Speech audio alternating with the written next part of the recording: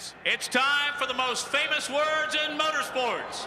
Here to give the command, please welcome Chief Executive Officer of Camping World and Good Sam Club Enterprises, Marcus Lemonis. If you're proud to be an American, stand on your feet and make some noise. On behalf of Good Sam and Camping World, gentlemen, start your engines! Man, whenever you're ready. Fired up. Look for you at the beginning. I'm just going to kind of ride, see which pairs team up. We'll keep an eye on the mirror. Yeah, step 4, I'll come find you and do the deal.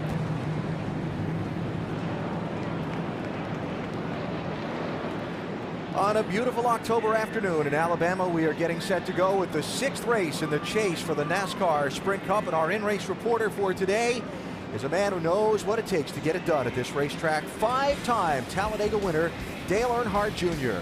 Jr. is ready to go racing at the world's fastest speedway, where the fans are always charged up and running full throttle. They are ready to see what kind of fantastic finish today's race might bring.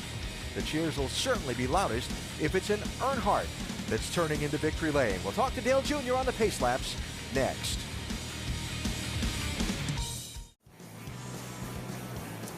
Getting set to go with 500 miles at the Talladega Superspeedway. A look at the starting lineup coming across the top of your screen. Field headed by Mark Martin, 2-time winner here, his 51st career pole.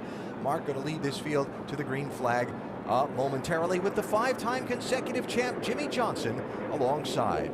Now, the man that's going to be paired with Johnson in the draft, or at least that's the plan for most of the day, is starting in row 3. He's our in-race reporter, Dale Earnhardt Jr., and the subject of our Gillette Pro Glide profile. Jr.'s first few years in the NASCAR Sprint Cup Series, he was almost unbeatable here.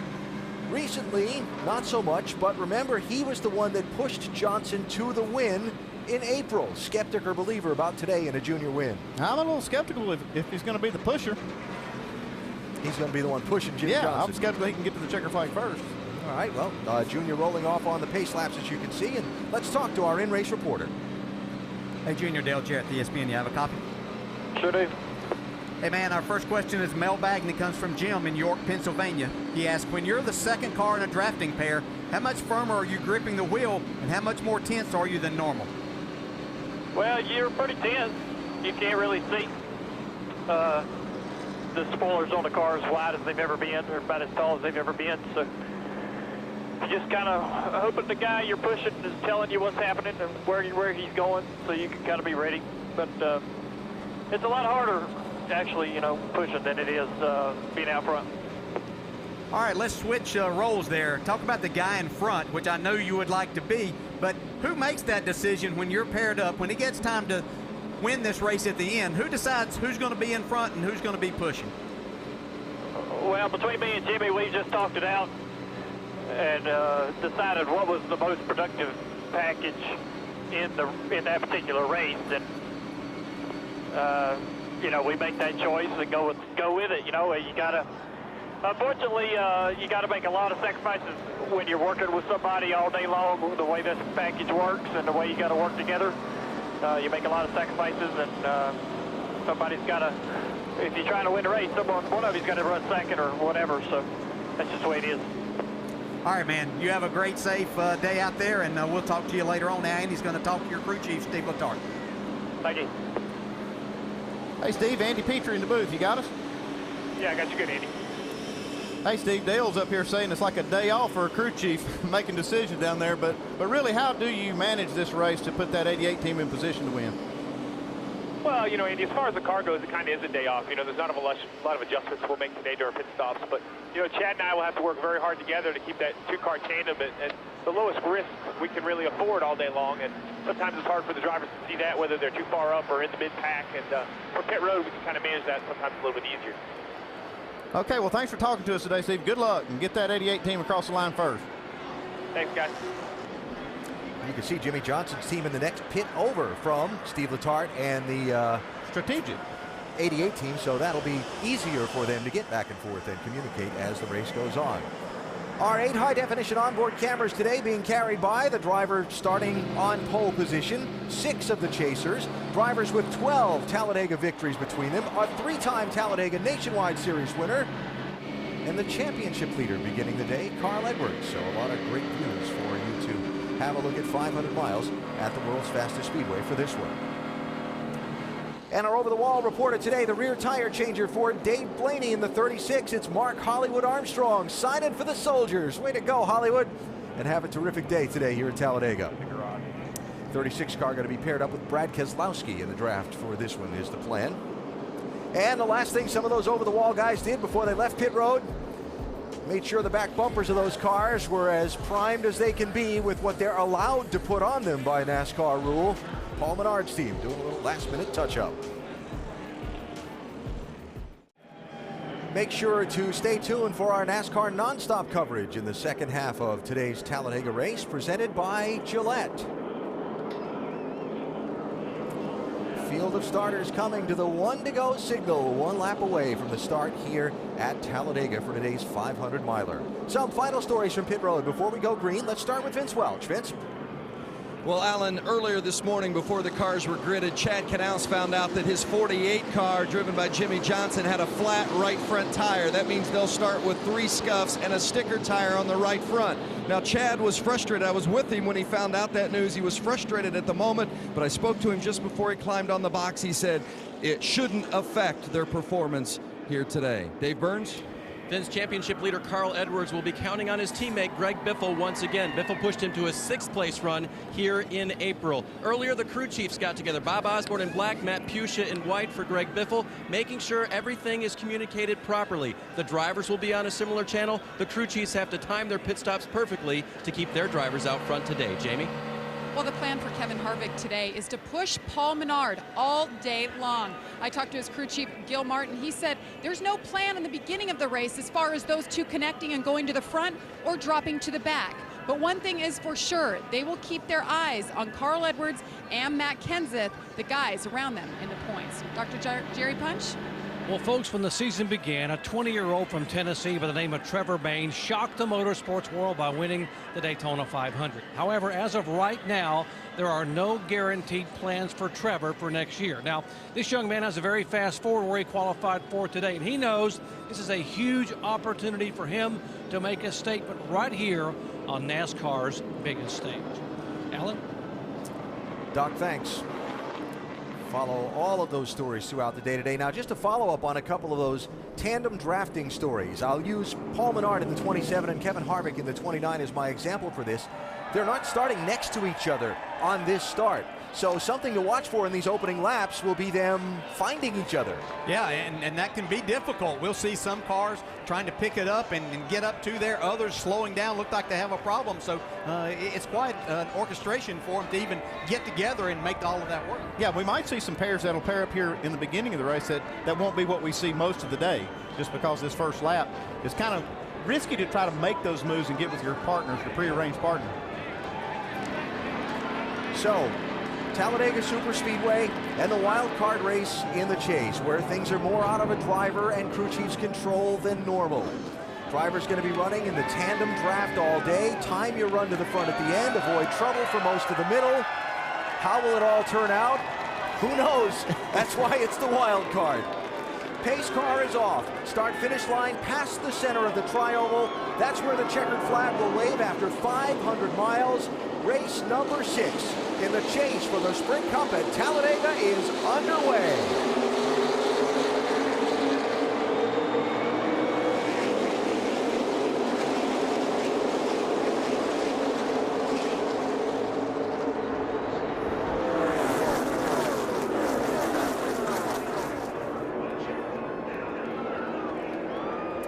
Did not take Jeff Gordon long to find Mark Martin's back bumper. It's almost like he rooted that 33 car Boyer out of the way so he could get with his partner, but here comes Boyer up on the outside. Yeah, you can see Boyer staying in the throttle, and Mark Martin slowing up to get with Gordon there, slowed him down, but that's not going to take long to remedy that situation.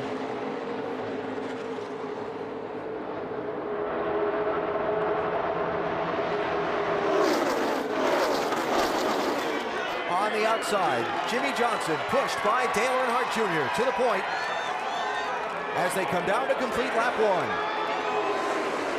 That yellow car, Kurt Busch, is waiting for the black machine in the outside lane, the 78 of Regan Smith. That's his planned drafting partner. And why do they have to have a drafting partner? If you're not teamed up, if you're not paired up with another car, you're going to be running anywhere from 8 to 12 miles an hour slower than what these cars will run together. And we talk about paired up, we mean physically touching. They have to be mechanically linked up to be able to make this work and to make it work like it really needs to make that kind of speed. Ryan Newman, 39, with Tony Stewart, his team owner and teammate, to the top spot now. And here come David Reagan in the 6 and Matt Kenseth in the 17, running to the outside. Yeah, saw this work at Daytona back in July. Matt Kenseth pushed David Reagan to his first Sprint Cup victory there.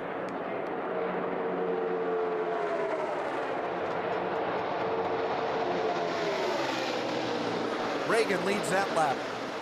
In the last 3 races at Talladega, 88, 87, and 88 official lead changes at the start-finish line in a 188-lap race each time. Yeah, no reason to think that there's going to be anything different today.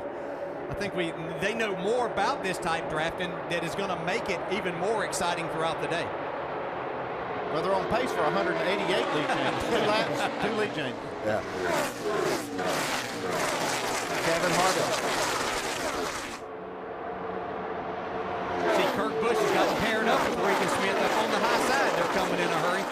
Yeah, now, it's not going to be the first time today I'm going to call Clint Bowyer Kevin Harvick because their cars have somewhat of a similar paint scheme today. Bowyer pushing Jeff Burton in the 31, and there's Kenseth to the lead, leads a lap. That is 1 bonus point toward the championship for Matt Kenseth. Remember, if you lead a lap or lead the most laps, you get a point. And a point in this NASCAR system is big. But in doing that, look how quickly it slows them down and these other cars catch them and surpass. Jeff Burton, 31 to the point. See Denny Hamlin now linking up with Trevor Bayne in the 21. Doc was telling us how much Bayne had to race for today in that Wood Brothers car. And look to the inside. Landon Castle in the 51, Casey Mears in the 13. When we say before the start of this race, this is truly a race anyone could win, we're not kidding, we're not exaggerating. Yeah, I've talked to some of the team members on that 51 team of James Finch. They want that car at the front all day long. Some of these others may have a strategy to go to the back, maybe hang out a little bit, let things sort out. But this 51 team wants to go to the front and stay there today.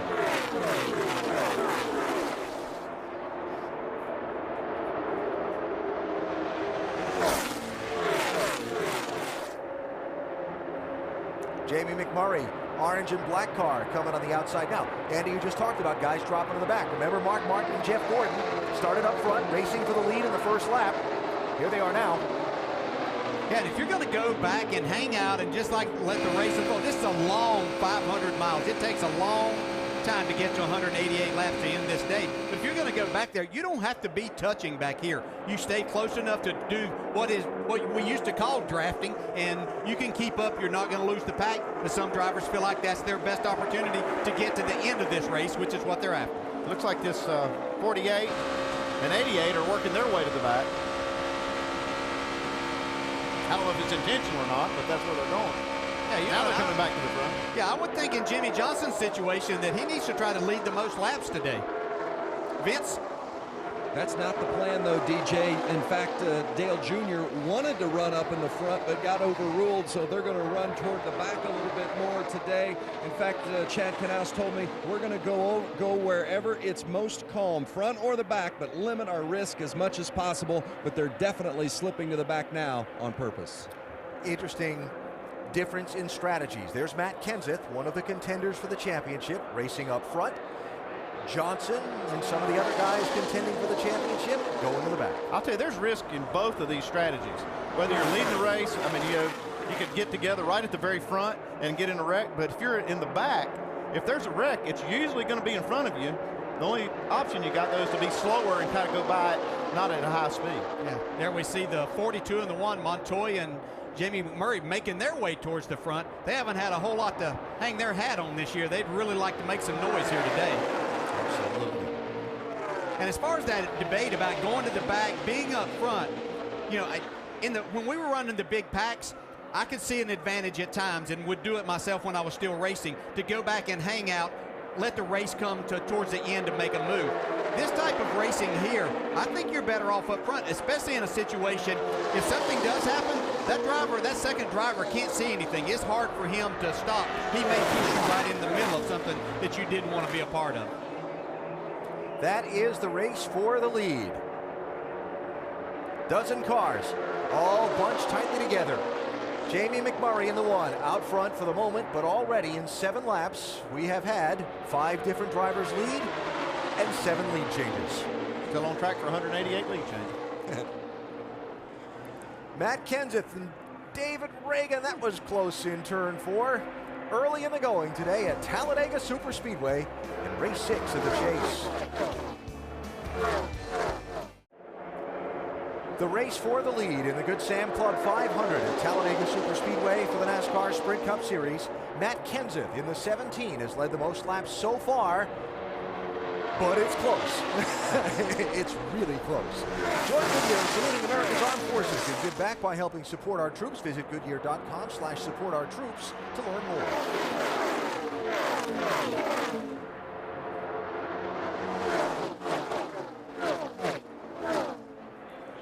So it is Kenseth and Reagan, 1 and 2. Jeff Burton, Clint Boyer on that inside lane behind them. Outside lane, Ryan Newman, Tony Stewart.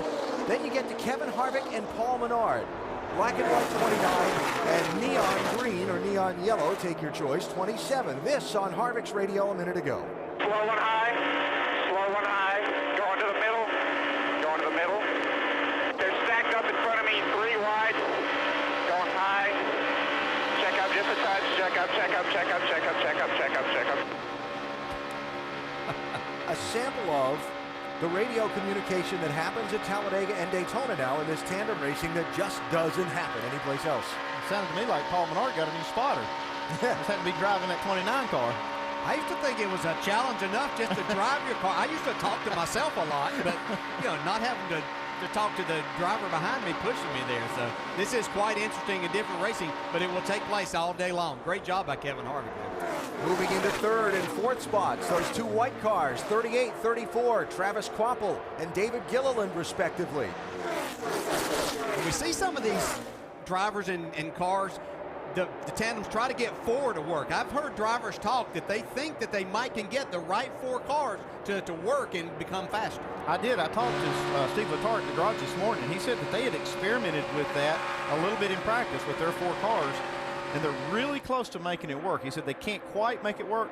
They can take the two pairs and put them very, very close together and get a lot of advantage out of it, but they haven't been able to really link up all 4 cars. Dave? Looking at the 39 and the 14 for Stewart Haas Racing, there was some question as to whether they could run up front here together. Tony prefers to spend most of the early parts of these races at the rear of the field. Ryan, on the other hand, likes to go to the front and stay out there. They're working together now, but we'll see how long this will last. Other partners for the 14 were going to possibly include the 51 of Landon Castle or the 47 of Bobby Labonte, but who would you trust more than your teammate? Check this out.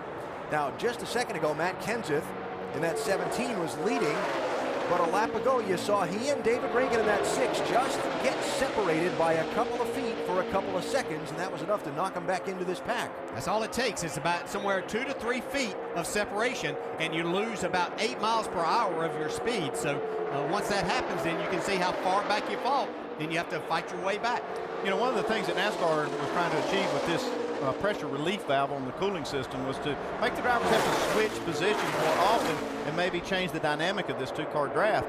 One thing I've seen about these drivers, they've figured out how to do this, how to push and not have to switch. You see the offset right there with Paul Menard behind Kevin Harvick. They've been able to work that offset where they can run many, many laps without having to switch positions. And so I don't see that happening as much as what we thought we would. Mention the 4 and 83, Casey Kane, Brian Vickers, the Red Bull Racing car, driving up into the picture at the front.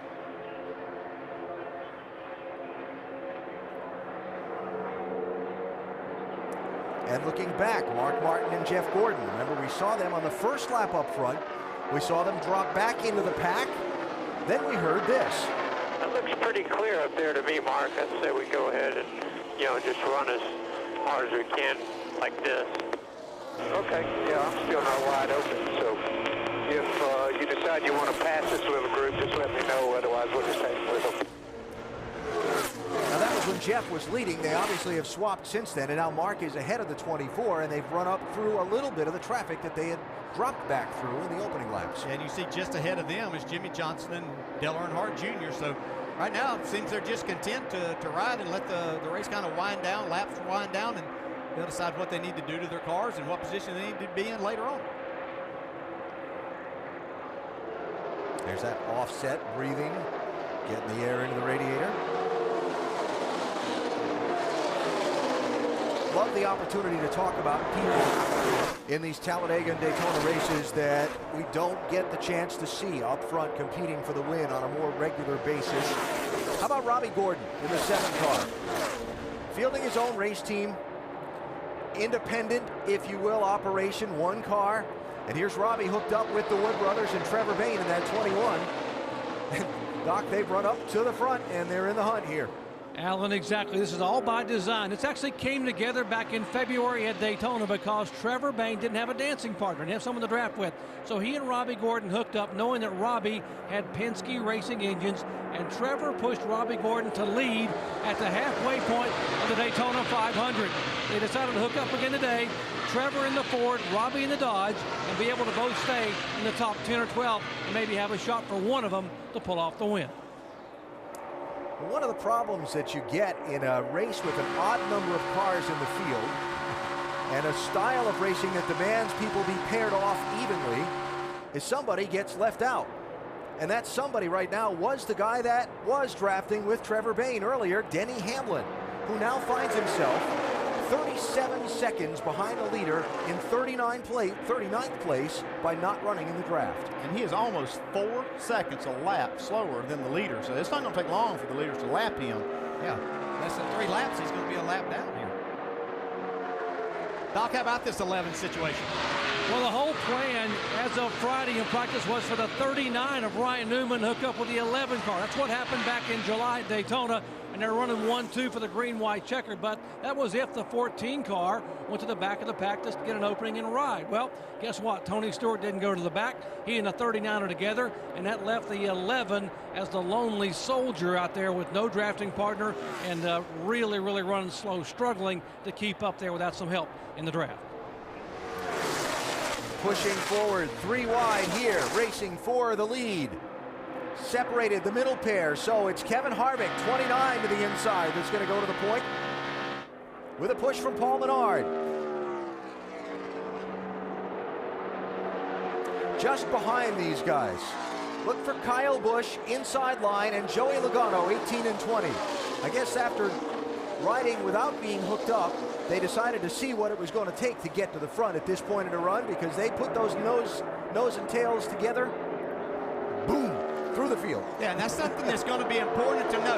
How many tandems can we pass at the end of the race? How long does it take us to get to that point? How many seconds back can we be and still give ourselves a chance to win? Right now is the time to be finding these things out.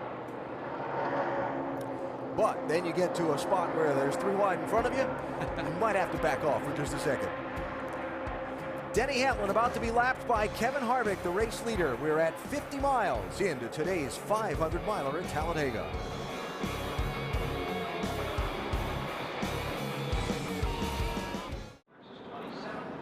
Back at Talladega, the first caution flag is out in today's chase race number 6. It is for debris in turn number 2. The field slowing under yellow for the first time today after already in 24 laps having 9 different drivers lead 13 different times. Talked about Denny Hamlin getting lapped a little while ago. Well, the caution coming out not long after he got lapped. A big break for Denny. He is going to get the Aaron's Lucky Dog free pass as the first driver a lap down, and in fact the only driver a lap down. So Hamlin will get back on to the lead lap. He is in 39th place. He needs to start advertising for a partner, though, if he's going to stay on the lead lap. You know, it's interesting because you say, okay, well, somebody's going to fall out of the race. Well, 4 cars have gone to the garage, but still not number. 4 cars have gone to the garage. Michael McDowell, Joe Nemechek, J.J. Yaley, and Kevin Conway. Race fans, check out NASCAR.com/RaceBuddy and watch coverage live from Talladega. Follow your favorite drivers for free with 8 live camera views.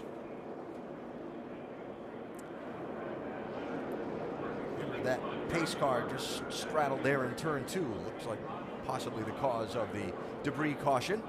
So, first set of pit stops coming up here. Going to see a lot of 2-tire changes? Yeah, I think you'll see a ton of 2-tire changes. Fuel being the biggest thing they need right now. The only time they really need tires is if, especially like on a green flag stop where they would maybe slide the right front, getting on pit road, they definitely need to change tires there. And something we saw a lot in the last couple of Talladega races, the guys in the championship, or the guys that were taking the conservative approach to the race, don't pit the first time by when the lead lap cars pit, and then they come in the next lap when the lap down cars pit because there's fewer of them. Yeah, there's fewer of them, and you don't want to take in. Doing those 2-tire changes and being at the very back, you may catch some people exiting as you're trying to come in, so you don't want any contact or any problems on pit road. The AT&T Fastest Pit Crew of the Year award is determined by the winner of each race, the fastest pit time, and you, the fans, vote. Make sure to text the car number to 234567 of your pit crew choice. First pit stops of the day at the conclusion of lap 26. Jamie?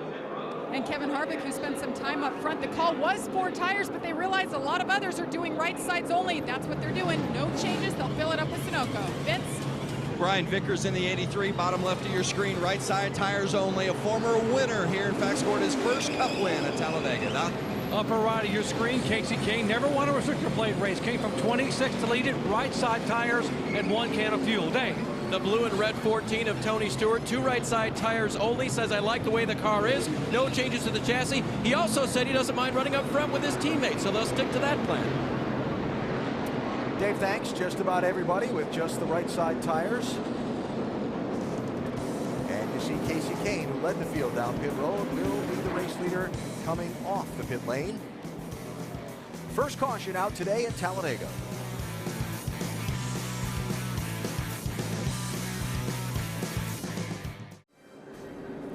So first round of pit stops, as we discussed before they came to pit road, Mark Martin and Jeff Gordon stayed out for a lap, then came in and pitted the next lap. They're way at the back of the field.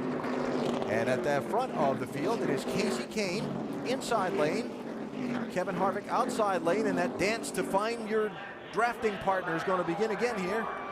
Yeah, for the 4 up front, though, they're matched right up, so things kind of worked out well for them. Our green flag restart presented by American Ethanol. Here we go.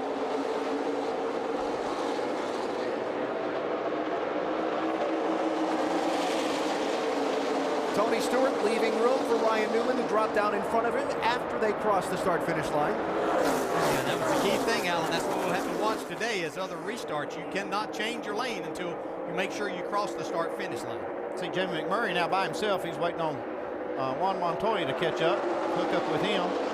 Clint Boyer, Jeff Burton up through the center in a couple of Richard Childress Racing Chevrolets.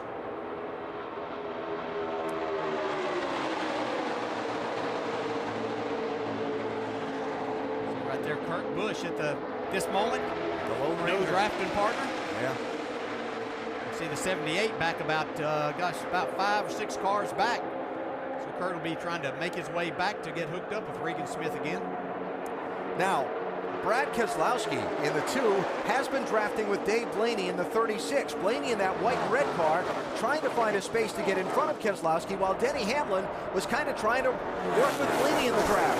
And Blaney said, I got a dance partner, thank you. No, you may not cut in. Yeah, he doesn't want to get down a lap again. Hamlin doesn't. He doesn't have a partner right now. That has to be so frustrating if you're Denny. Richard Petty Motorsports cars charging on the outside lane. That Best Buy logo belongs to A.J. Allmendinger, being pushed by Marcos Ambrose.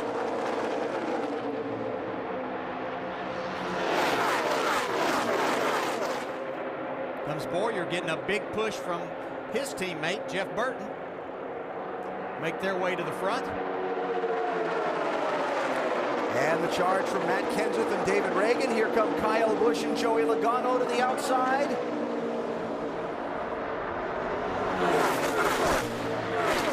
'18 and 20.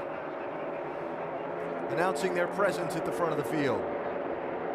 And I think the thing that's going to keep this crowded, or one of the things going to keep it crowded up front with the new rules is now you see Logano and Kyle Busch go by on the outside trying to go to the lead.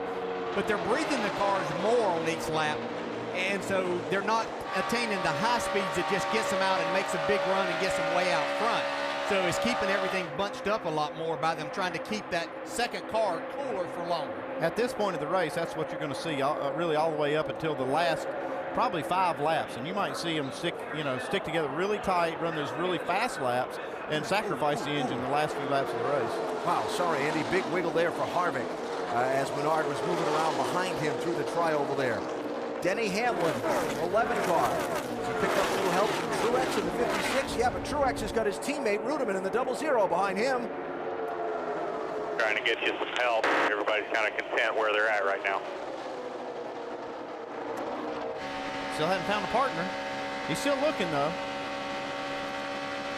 See, Robbie Gordon was just behind him trying to find somebody right now. He hadn't gotten hit back up with Trevor Bayne at this point in time.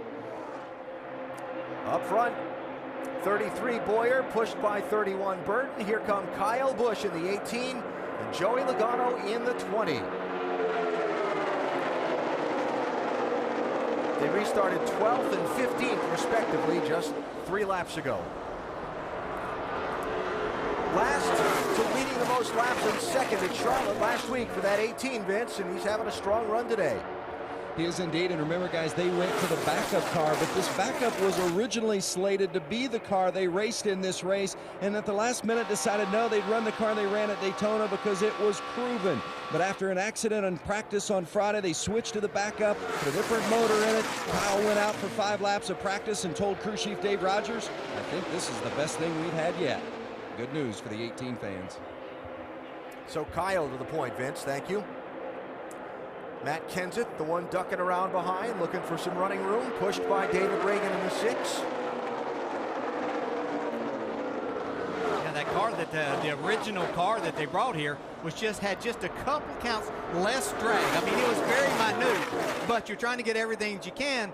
But Andy, that wind tone doesn't always translate to what happens on the racetrack. No, it doesn't. So you can do everything you can to figure out which car you have is the best. But really, this is the best way to prove it on the racetrack like they are right now. On board Tony Stewart.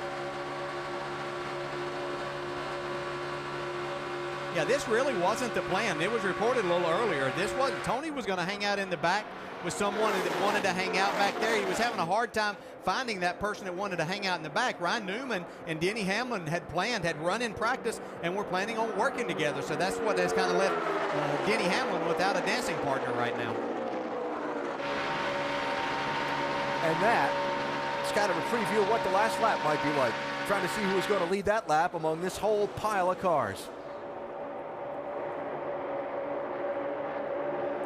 Kenseth 17, Kyle Busch 18.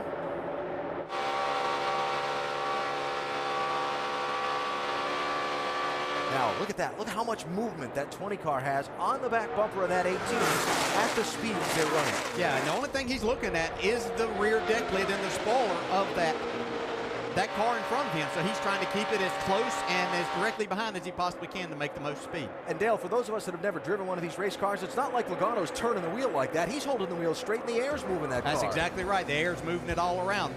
That's what makes it interesting all day, especially as they get into these bigger packs. Kyle Busch leading at Talladega.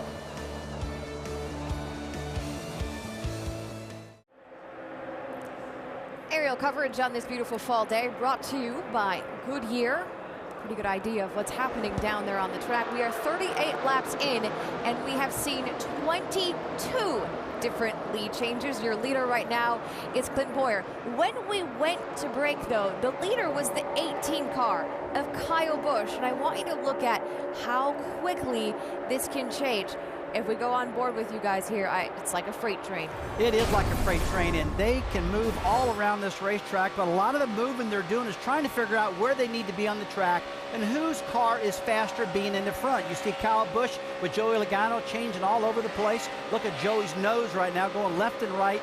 They're trying to figure out what they can do, but I think the first half of the race, Brad, what they're doing is learning what they can do for the end of the race. What was interesting with that camera view there, you saw all the cars just go by him. Yeah, no, that's right. But I think what you're doing, just like Rusty's saying, it's all about setting up that last third of the race. These guys are trying to figure out where their cars are good on the racetrack, where they're fast at. It's all a cat and mouse game right now. Just figuring out how to get to that last third of this race. You know, we talked in Countdown with the sports science piece about just the importance of the draft and how it works. But one thing that you pointed out, the cars definitely look different on this track. They're heading almost in a different direction. Yeah, they are. They do look different. A lot of fans might wonder, why does the car look like it's running crooked down the back straightaway and the front straight with the back of the car pointing in towards the infield?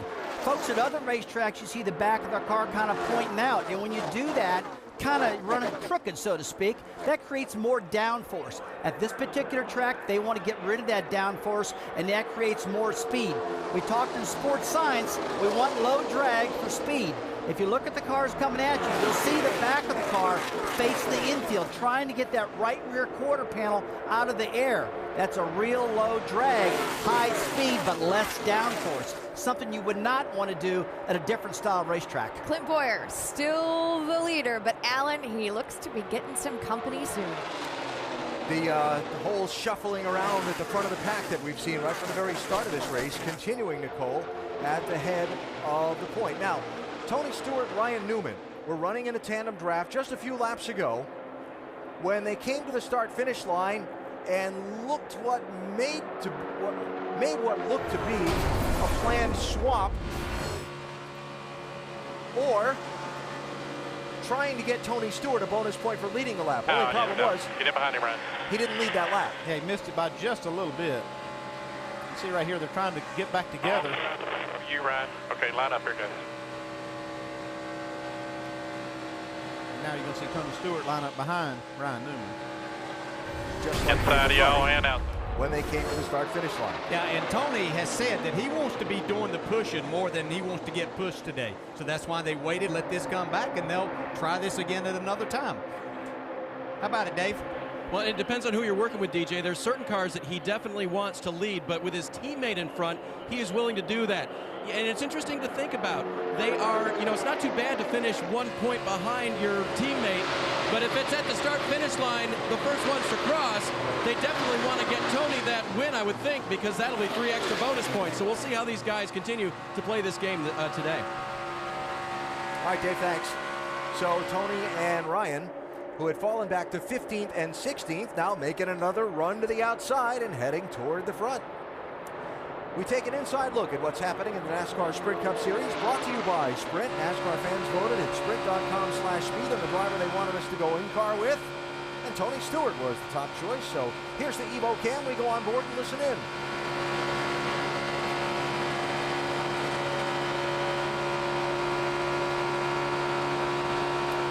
Get closer to the NASCAR Sprint Cup Series with unlimited access to highlights, news, and more. Learn more at sprint.com/speed. Ryan Newman trying to tow Tony Stewart back toward the front, and maybe they can get that 14 to lead a lap. How about things from the 39 perspective, Doc? Yeah, that was the whole plan, is to try to move over and let Tony lead a lap a little bit ago. Didn't quite work. They're going to try to ride their way back to the front. And the 39 car, as DJ said, is much faster when being pushed, because Ryan Newman has led the most laps in both Daytona plate races this year, only to have an incident happen in the last 4 laps in both races. But right now, being pushed is where the 39 needs to be. He can't push as strong, but the 14 pushing him can't go by. They're going to push him right by in the lead, and now watch and see if the swap will work to get 14 a lap led in that bonus point. Guys? Gonna have to be careful if they try it here. I don't know. I don't think he got there again. Missed it by just a little bit again. Stay in the middle. Timing and scoring says We did not lead that lap. No, we did not lead that lap. 2 for 2, or 0 for 2. They're trying hard, though, man. And that's a real statement on how important a single point could be in determining who wins this championship. Clint Boyer out in front. 23 lead changes in 45 laps of the Good Sam 500 at Talladega.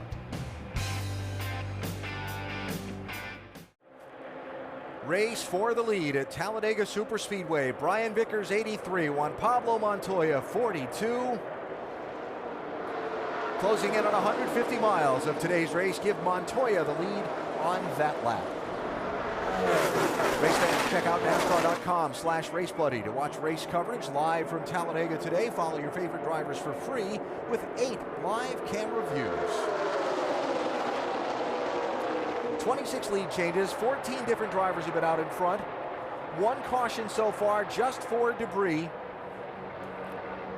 And some interesting stories in this lead pack. We've seen Tony Stewart and Ryan Newman 0 for 2 on attempts to get that 14 a bonus point for leading a lap. And we're seeing some guys at the front of the pack that we don't normally get the chance to see on a more regular basis, like, for example, Casey Mears and Landon Castle in this 13 and 51. Yeah, 2 very accomplished drivers, and drivers that do well here. They've hooked up together and taken these cars to the front. They've been up there battling for the lead all day long, and they know that they can run up here and have a chance at the end of this race today to possibly steal a win. Yeah, and Landon Castle's driving a car. It's a Hendrick car and a Hendrick engine, so he's got the horse to take him there.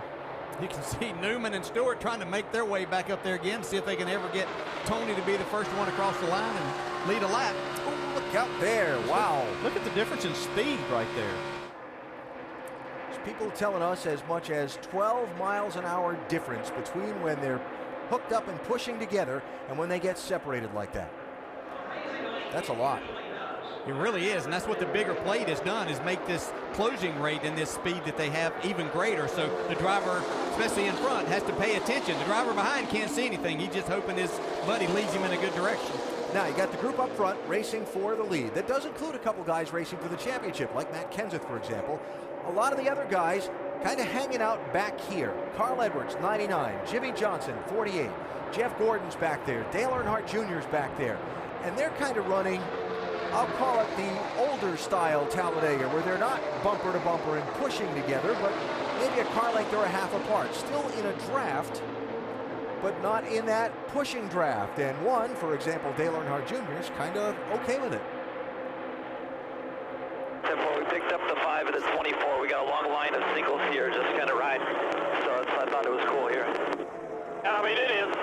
We'll get it to back off some more there. You'll be all right. I mean, we're doing just fine riding 1 car length apart. I mean, we're not losing any ground up there, and everyone's just chilling out back here, except for Denny's in a hurry to get on everyone's bumper. Yeah, this is working. We should have been doing this from the start. Dale Earnhardt Jr. right now sitting in 31st spot, Vince. And I can tell you that it's difficult for Junior to be patient and just be running back there in the back killing time, because he likes to run it up front. We talked earlier about how he preferred to be up in the front, but the team talked him out of it and decided they would take it a little bit more conservative. And certainly that's what they're doing in this long 12 to 15 car line, the 88 behind the 48. Jamie? Well, I talked to Kevin Harvick's crew chief this morning, Gil Martin. He said, ideally, we want to run nose to tail, just the 2 of us. Let's stay out of the pack. Well, you saw this 29-27 tandem up front. Kevin Harvick just said, guys, we're moving backwards. This is crazy. They dropped back out of that draft, and you saw them drop back where Jimmy Johnson and the guys are running around. Now, look at the scoring serial there, Jamie, on Kevin Harvick, right? Running 25th now. He was in first earlier. He's run as low as, what did that say, 32nd? And that's what the day's going to be like for a lot of these guys in this Talladega drafting. Up, down, and all over the place during the day. But not to borrow your phrase there, partner, but you want to be moving forward at the finish. That's right, yeah. Just going by cars at the end. You might not get all the way to the front, but you want to be going forward. Now, going forward at the moment, after going backwards a while ago, Trevor Bayne. Remember when Denny Hamlin got in there and was drafting with Robbie Gordon? Well, Robbie broke that off. I sound like I'm talking about a high school dating thing or something, but Robbie broke that off and went back to pick up Trevor Bayne in 39th place. And they've charged their way now from some 12 seconds back to where they're up and closing in on the front runners. And looking at the scoring monitor, they've been running laps close to 200 miles an hour, average speed, while they're catching this group. That's why they have so much momentum. Look at them go on the high side. And this has been the way they've hooked up the whole time. Trevor Bayne was without a partner. He had lost the draft. Robbie Gordon went back. They got together, and now they've making their way towards the front. And by the way, that was 5 laps ago. They were 38th and 39th. So it's amazing. And Trevor has shown us through the Daytona 500 how good he is at being that guy second in the two-car draft, breathing the car like that, and not getting that car in front that he's helping unstable. Yeah, those were the key things that you said there, Alan. He's able to keep his car cool enough, but for them to make a ton of speed for a lot of laps and not put the guy in front, whoever that may be. In this case, it's Robbie Gordon doing a great job of pushing him there, Doc. Indeed he is, and you got to love Trevor Bayne. This morning in the garage area, the veteran Wood brothers were trying to remind Trevor about drafting, and they said basically, Trevor, listen up now. If you lose your drafting partner here, it's like going to the prom without a date. And Trevor looked at him and said, you know what? I never went to the prom. I was racing the whole time I was in high school, so I don't know what that means. And they said, never mind, just race. Very nice. I can relate to that. So, Bayne pushing Robbie Gordon now up into the 6th position, moving further toward the front. Remember, they were 38th and 39th a little while ago. Juan Pablo Montoya, Jamie McMurray, they are 1st and 2nd. Kenseth and Reagan, 3rd and 4th. 56 laps, 150 miles in the books at Talladega.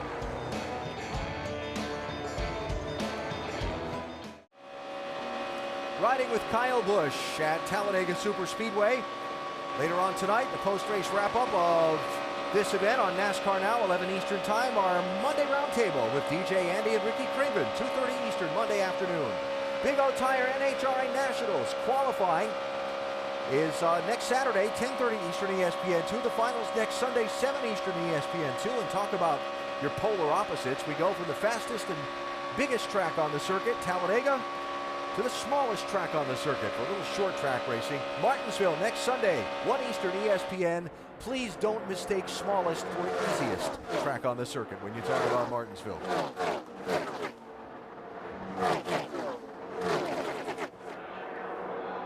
So coming up on a set of green flag pit stops as Jeff Burton goes for the lead in that 31 car. Pushed by Clint Boyer. Montoya and McMurray, 42 and 1 on the inside lane. And don't look now. Here come Robbie Gordon and Trevor Bayne, 7 and 21. Looking for some running room. Now, the one thing we're not seeing as these drivers try to pull up and take the lead, not a lot of side drafting. As these cars get close together, it's very difficult to do that. They separate quickly if you do that, so you have to be careful or you'll hurt your effort in trying to go forward. Now, Andy talked about earlier about the crew chief, jokingly was talking about having a day off. But planning the pit stop strategy involves working with a teammate and making sure you're on the same page. Hey, you want to pit together, you want to come off the pit road together.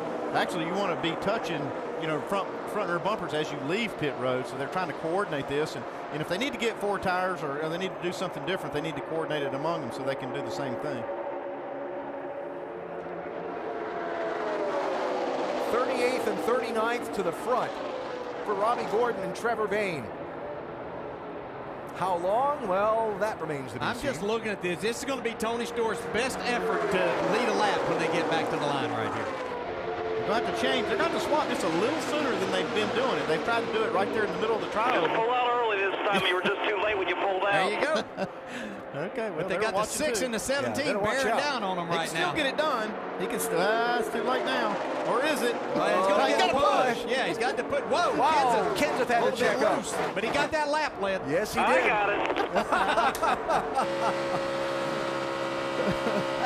That's an awful lot of trouble to go through for 1 point. Hey, and it's not over. They're going way back because of this, too. They have to regroup. Wow. That was close for Kenseth. Yes. He probably was all over his radio back to David Reagan in the 6, saying, look out, look out, look out. Yeah, you can see the difference in speed right there, just trying to get hooked back up. Yeah, they just led this lap. Now there's 20 cars in between them in the front. So you saw the negotiation over the pit stops. Getting from racing speed on to pit road can also be an adventure at Talladega. We'll watch out for that when we come back. Brian Vickers out in front for this second.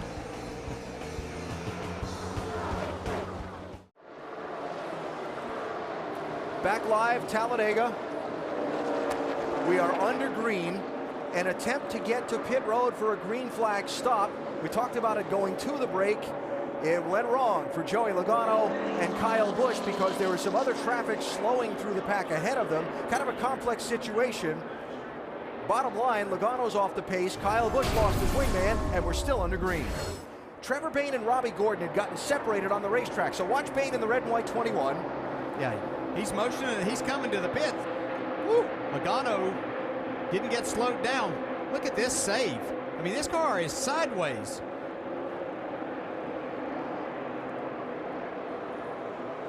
So from that point, he didn't go to pit road. Kyle Busch went all the way down pit road without stopping. Now the tire comes apart.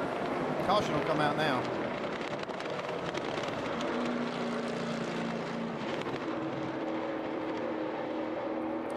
On pit road, while the green is still out, Vince. The 48 and the 88 pitting together. Chassis adjustment on the 48, 4 tires. The 88 says he's got a little bit of a vibration as well, so they're working just hoping that it's a tire issue for the 88. No chassis adjustment on Dale Earnhardt Jr. Jeff Gordon in. A little bit of wedge out of the left rear, trying to free the back of the car. It's a little bit under the pushing. 4 tires, getting it full of fuel. Gordon down and away, guys. Mark Martin getting the fuel tank topped off, leaving pit road. Caution flag is out for debris from Joey Logano's car. And all of these cars were on pit road before the caution came out and the pit road was closed. Yeah, it's not going to really hurt too many teams because the ones that did get lapped, which will be like the 21 and 7, they'll take the wave around when the leaders pit. I think and some of the others stayed out, and the ones that pitted actually will stay on the lead lap. Yeah, and I think Denny Hamlin might have just got his drafting partner for the day in the form of Kyle Busch now. Because that 20 car is going to be in a world of hurt without that left front fender. So a complex, you know, they talk about your cause and effect, right? Trevor Bayne and Robbie Gordon get separated in traffic in turn 2 as they're approaching green flag pit stops. And that whole thing leads to, first of all, great save by Joey Logano, and second of all, the big mess he's got in the left front of his car. Yeah, and that's just another case where I believe that Joey Logano could not see what Kyle Busch was seeing in front of him. Maybe wasn't made aware that there was another car there, and all of a sudden had to duck out and nowhere to go.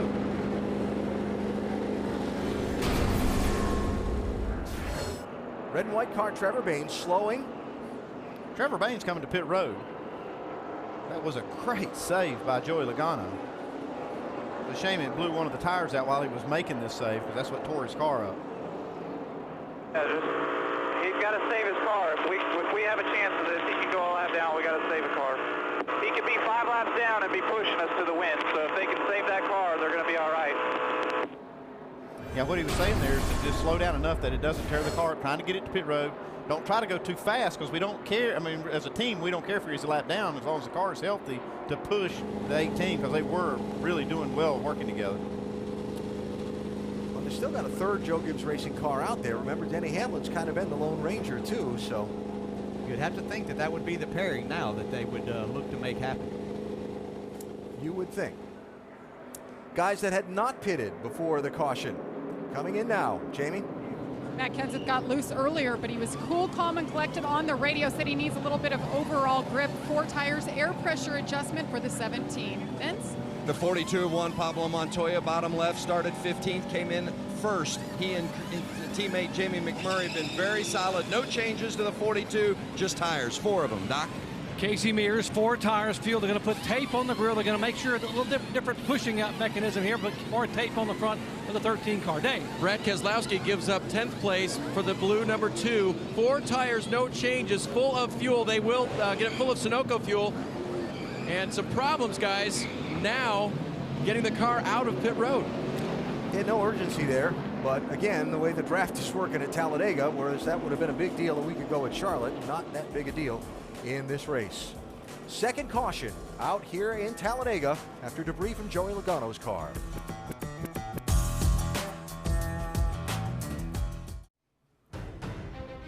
Talladega Superspeedway, the biggest track in NASCAR, today hosting race 6 in the chase for the Sprint Cup. Spotters really busy trying to help their drivers work this tandem draft that's become the way of racing on this giant track.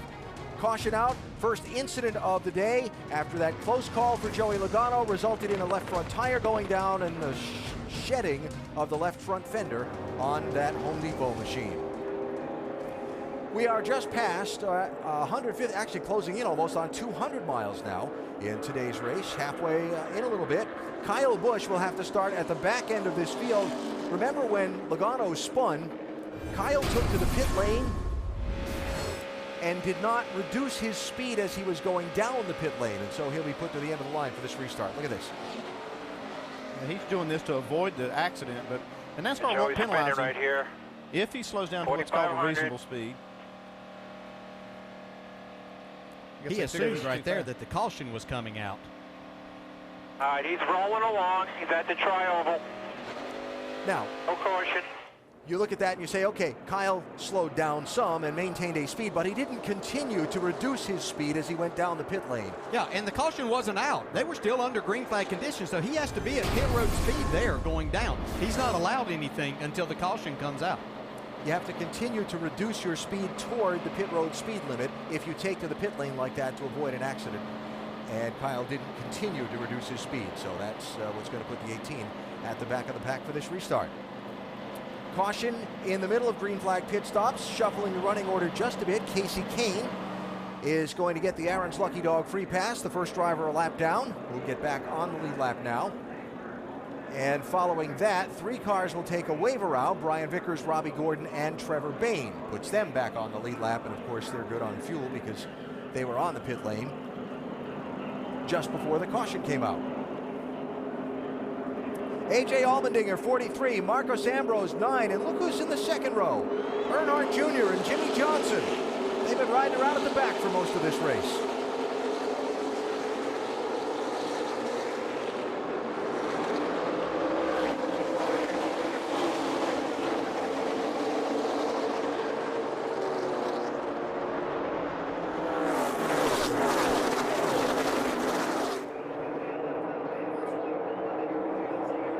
Clint Boyer, 33. Jeff Burton, 31. Going to go around to the point. And here comes Jamie McMurray in the 1. And Montoya in the 42. Yeah, just for future and late race restarts or something, this 31 and 33 have really been on it on these restarts. So we'll have to see how that may play into a green-white checker or something like that. I'll be curious to see how long Junior and Jimmy stay up the front.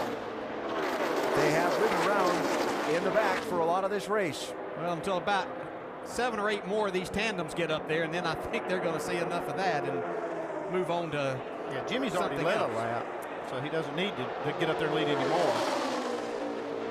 Outside, Dale Jr. McMurray in the middle. Boyer down low. McMurray led that lap, by the way. Yeah, and I think they're pretty secure in who they're racing around and with here right now. This will give them an idea of what they can expect in the latter stages of the race. Exactly what can they do, what position can they be in, and take the lead. I can assure you of this. If that 88 goes to the lead, you will be able to hear the crowd over the race cars. I talked to Steve Letarte early today. He said that the 88 team was planning on pushing the 48 car mostly all day long. We're seeing the opposite right now. If this turns out to work really good, this pairing the way they are, this might be good news for Junior fans that he might be able to get the checker flag converted.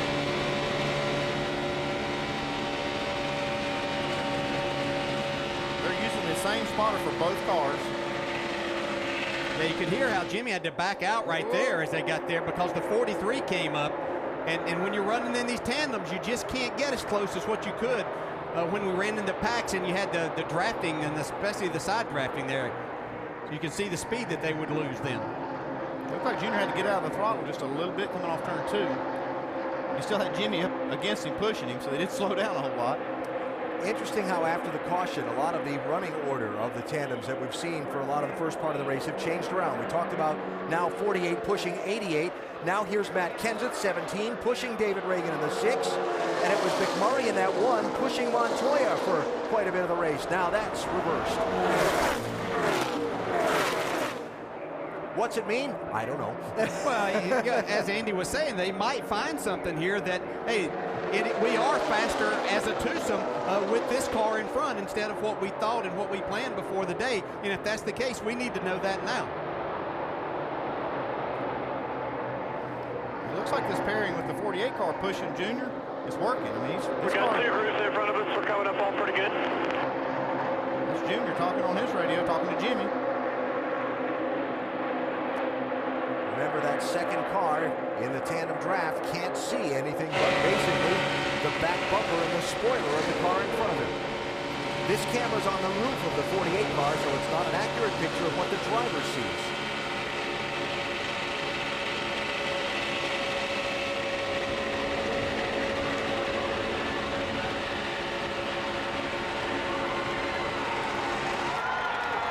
Yeah. The fans like the way this is working. Yeah, they like that tandem that way a lot, Yeah. don't they? You're both clear. You're both It clear. looks like it's no working run. better. Both clear. No run. So, you know, it might not have anything to do with the cars. It might just be the way the drivers go about being in front, keeping that rear car attached, and the driver in the back keeping his car attached to that bumper on the front. So it just might be the styles of the driver more than it is the cars, Vince. Well, and I can tell you, DJ, I know that Dale Earnhardt Jr. is happier out front. We talked about it. He likes being out front. It's been hard for him to be patient today back towards the back. And maybe the best news of all, that vibration that Jr. was feeling in the second half of that last fuel run, he's not feeling it anymore. Steve Letarte did tell him the tires look just fine. This is the first time Dale Jr.'s led in the chase so far. Well, we certainly expect him to do that when we come here, you know, to be a part of it and be a factor. You know that it can be a little bit disheartening to him to know that he was going to have to just go out there and be the pusher all day. So this at least gets his spirits up for a while. This is the gap back to the second group of cars, if you will. Casey Kane in the 4, remember, was the leader. Got down pit road for the green flag stop, got trapped by the caution, got the free pass, is on the lead lap. Up front, Jamie McMurray in the 1 car, looking for that lead. I want to mention Joey Logano is on the track after repairs. They're showing him 3 laps down in 39th place. This is good practice to see. I mean, just if Jimmy Johnson and Dale Jr. can hold off the charge from a couple of different tandems, you know, for later in the race, can they hold the lead? Looks like right now they're going to lose it to McMurray and Montoya. And look who's coming on the outside. Yep, just as we suspected what might happen. Here's Denny Hamlin's hooked onto the back bumper of Kyle Busch. Going places in a hurry, Vince. Well, and that's certainly been looking for a partner, Denny Hamlin, and he found one with Kyle Busch. Kyle and Denny are working with Denny's spotter, Curtis Markham. We've got a crash, guys. Ryan Newman spinning off the tri-oval. Caution flag. Got some damage on the left front of that car.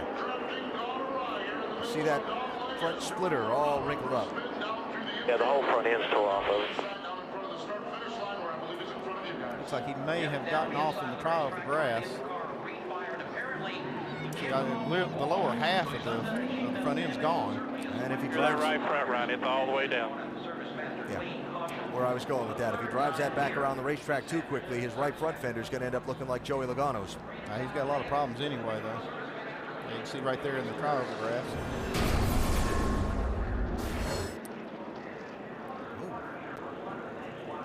That's just the air literally sucking that car around as he got up beside of David Rudeman when you're that close. Hard to tell from that angle if that 00 was coming down at all. Well, it just or... wasn't enough room there, and when you get this close to these cars,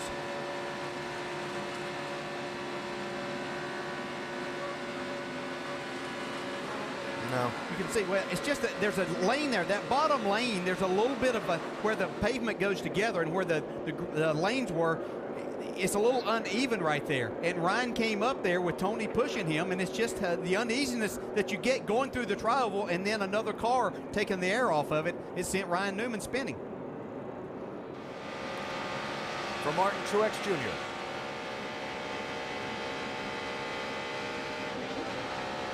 You can see Tony Stewart was already to the right side. Stay up. Caution will have to come out. You're of good. Ryan Newman's rear bumper, and when Ryan came up that little bit and then the air being taken off by the 00, that just took all the rear downforce that he had away and sent Ryan Newman spinning through the tri-oval. And that offset that they had on the rear bumper is actually a force vector that's turning the car to the left.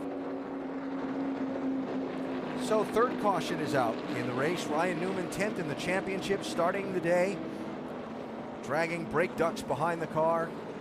As bad as this is for Ryan Newman, which is obvious, it's really bad for Tony too, because they had a good partnership going here with teammates pushing each other, and now Tony's looking for a new partner. So the pit road is going to be open here, and would expect to see everybody at least top off the fuel. Jamie, what are they going to do in front of you?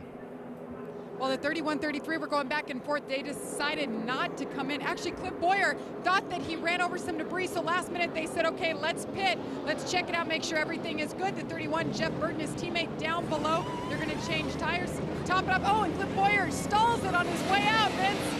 4 tires and chassis adjustments for both Jimmy Johnson and Dale Earnhardt Jr. Right side of the screen. They like the way their cars are handling for the most part, but they tweaked them with those chassis adjustments. Jr. got a tear off as well. So a variety of strategies coming to the end of the pit road.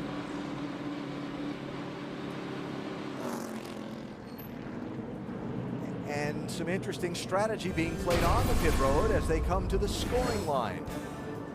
Follow up on that when we come back to the world's fastest speedway. Third caution of the race is out after Ryan Newman got spun.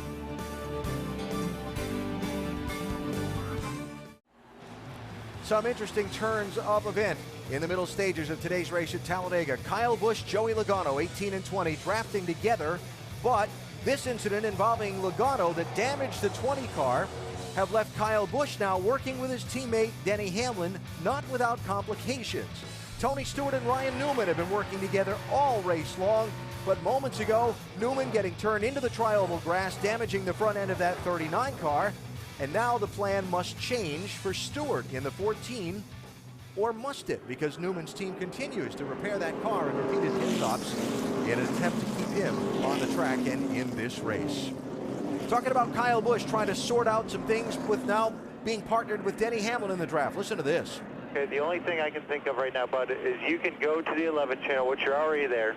Keep your radio 1 on the 18, radio 2 on the 11. You can hear everything the 11 is saying, but Denny cannot hear you. So if you want, just flip to channel 2 and talk to Denny. I will stay on their radio, so I will hear everything you're saying.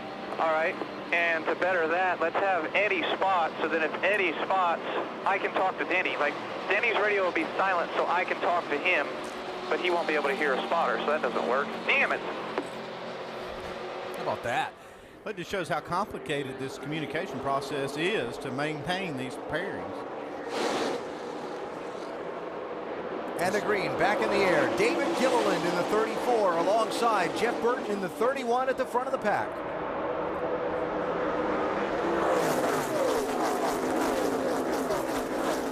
Quick updates, Joey Logano in the 20, the free pass at the caution. Logano being shown 2 laps down in 39. Ryan Newman being shown 1 lap down in 38th place. 37 cars on the lead lap.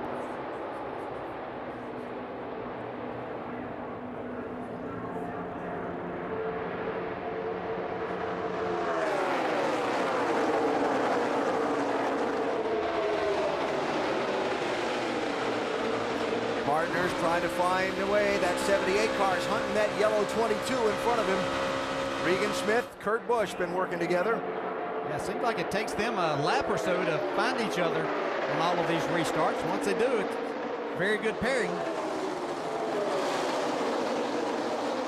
Up front, McMurray to the lead in the 1. Former Daytona 500 winner. Fair to say one of the guys that really knows how to get it done on these drafting tracks better than most. Yeah, this is one of the strongest pairings I've seen today is these 2 cars.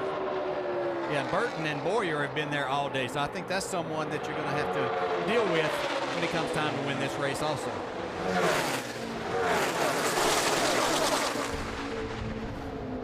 But you know, you really don't know who's got what until it comes time to show your cards. And hope it's not that wild card. Yeah, hope it's not the wild card. Yeah. 4 cars, slight breakaway, then another 4, then this.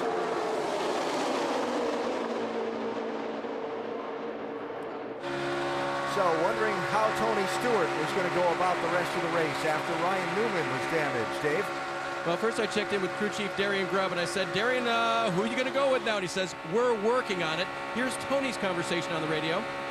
I don't even know what I'm supposed to do right here now. The option I've come up with up here is a 20 car. He said he could push, but his left front fender's about knocked off, and we got Ryan. They're trying that right now. Joey Logano in the orange car right in front.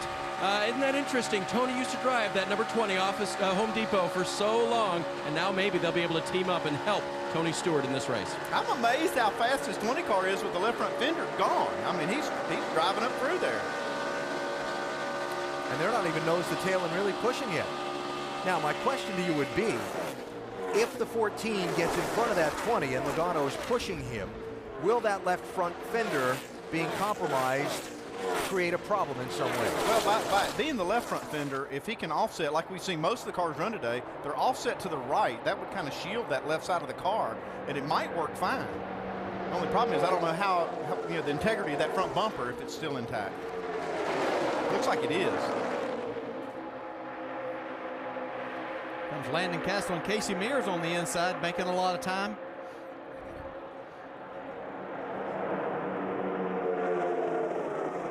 Brad Keselowski in that blue 2 has been working with Dave Blaney in the 36 all race long, but he and Blaney separated by a bit right now. You see there's 4 cars in between them there.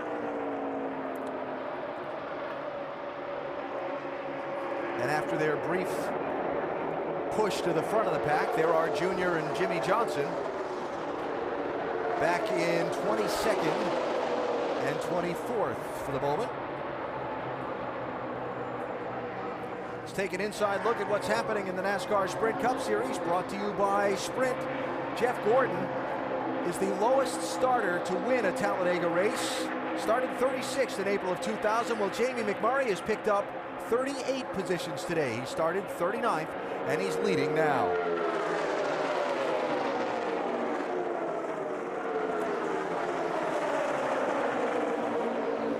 And as far as guys that have been out in front, more than anybody else so far today, Juan Pablo Montoya has paced 16 laps in that 42 car. Yes, 16 out of 90 is the most anybody's led today.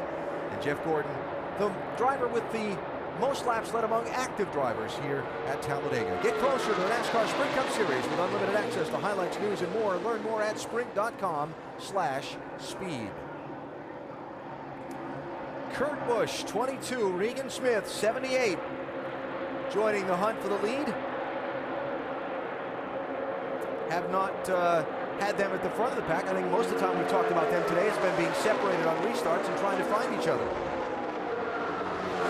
And Kyle Busch in the 18 with his new drafting partner, Denny Hamlin. We heard that radio, and it sounded like that they weren't prepared at all for the two of them to be talking and communicating today. Rather odd that they're teammates and wouldn't be set up for all of that to possibly happen if they needed it to. Especially with an odd number of cars in the stable, you'd have to think that would be a possibility, and they'd be a little better prepared for it. And it's working, regardless, it's still working, the pairing is. Sorry, Andy, but again, like we talked earlier, you have to be prepared for anything, too. You may plan on working with this guy all day, but if something happens, like we've seen, or you get to the last laps and just things start getting crazy, you may need to work with somebody you weren't planning on, but you might need to.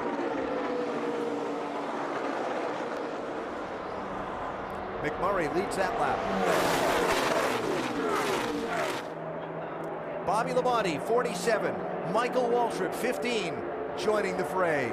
They were running in that pack that was kind of spread out and riding around off the lead group earlier, deciding to see what they've got and what it's going to take to make a push to the front. Michael with one of his few starts, but loves to race here and feels like he'll be a really good partner for somebody in this tandem racing that we see now, and pushing Mr. Labonte towards the front. And on the outside, Matt Kenseth 17, David Reagan 6. Remember, they were running the other way around with Reagan in front for a bit.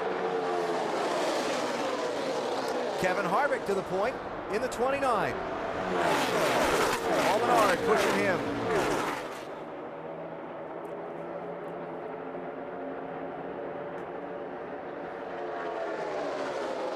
So we heard the radio a little bit ago about Kyle Busch trying to figure out how to communicate with Denny Hamlin in that 18. Tim Brewer in our Craftsman Tech Garage has a little more. Thank you, AB.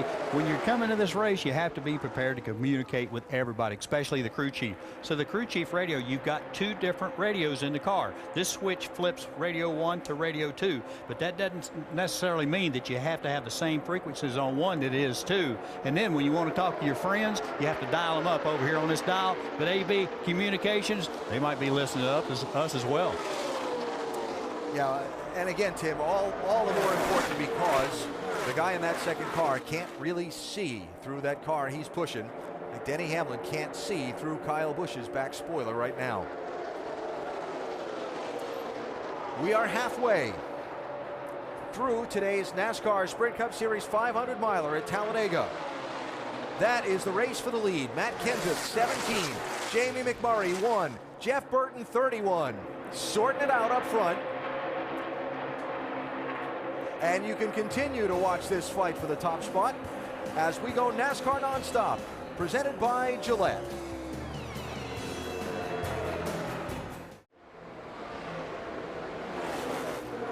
Back at Talladega, you didn't miss a beat with NASCAR nonstop, and perhaps you noticed a couple of different lead changes during that commercial break. Right now, Kevin Harvick is out front with 90 laps to go here at Talladega. Kevin Harvick is your race leader.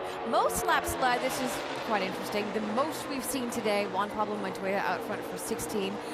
How about this? 49 lead changes, just a few cautions at 3, and if it matters, because a lot will change between now and the end of this race, Kevin Harvick currently has a 13-point lead in the championship.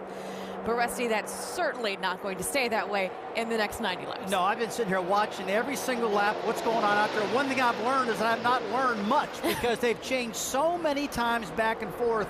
But one thing I do see happening, guys, is that they're trying all kind of things out there. In my opinion, they're just trying to figure out, again, who they're fastest with and what they can pull off. And above all, they're getting ready for that last lap, Brad, which is going to be the most important lap. I think it's going to be... I think you just said it's going to be a doozy. It's going to be a doozy. It's going to be crazy. Without question. These guys all have shown a lot of patience throughout the day, minding their P's and Q's, just making laps, putting themselves in position to figure out where their car is best on the racetrack, just kind of dancing around a little bit. You're absolutely right. Last third of the race, these guys don't go racing home. We started the day with the Hendrick Motorsports cars, most of them up front right now as they run 1, 2, 3, 4. Richard Childress racing with Tony Stewart trying to push his way up to break up that party. Give Jeff Burton a nice save in that 31 car coming through the tri-oval. He had his hands full as Tony Stewart splits the middle, being pushed by the damaged car of Joey Logano to the lead. Joey Logano 2 laps down with the car destroyed on the left front. Look at that fender. And pushing him to the lead. What fender? Yeah, he's gone.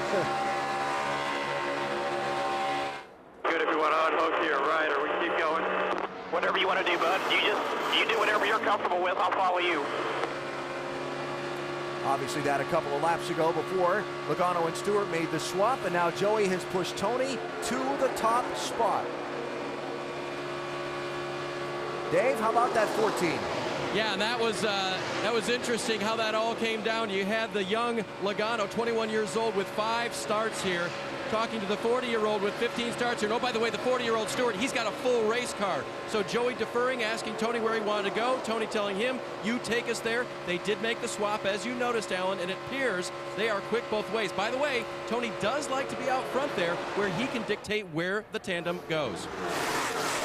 Thanks, Dave. Stewart going to give up the lead here. It looks like Jeff Burton pushed by Clint Boyer.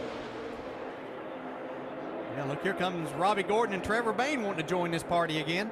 Going to make it 3 wide. They're going to spoil the party. That's Gordon in the pink car.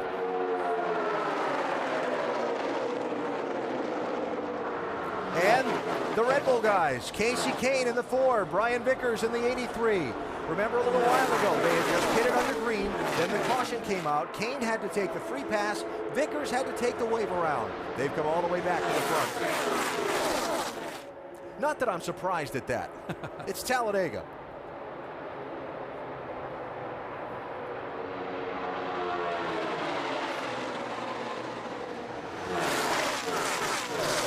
So while we watch this race up front, people having to change the plan. Talked about Stewart and Logano now working together. Remember, Kyle Busch was the one working with Logano earlier, and Denny Hamlin was kind of cut out of the herd. Now Hamlin and Kyle working together. And the president of Joe Gibbs Racing kind of watching this all unfold, Doc. Let's see if we can shed some light on what happened here. J.D. Gibbs, the 18 and 20 worked together very well with the radio. When the 20 went away, the 18 and 11 are trying to work, but it seems to be very difficult. Why the frequency issue? They actually had, the way the radios were set up, the 18 and 20 were always working with each other in practice. And when you switch, actually the 11 was working with the 39. 39 goes out, 20 has their issues. And so now everything works pretty much the same except the spotters. To hear them, you have to use one spotter. You can't hear two. So it's a little bit different. But they kind of got worked out a little formula for it, and hopefully it takes us to the front. All right, JD, thank you very much. So one frequency working for 18 and 20, but they had 3 frequencies trying to work for the 11 and 18. A little more complicated, guys. Yeah, I think one of the things working against... Oh, no, trouble. Allmendinger turned around. Kyle Busch makes contact. More cars involved. Harvick is in it, one of the championship drivers. Lock it down there, AJ. Get it rolling here if you can. McMurray involved. Kyle Busch, Kevin Harvick. Second in the championship, starting the day.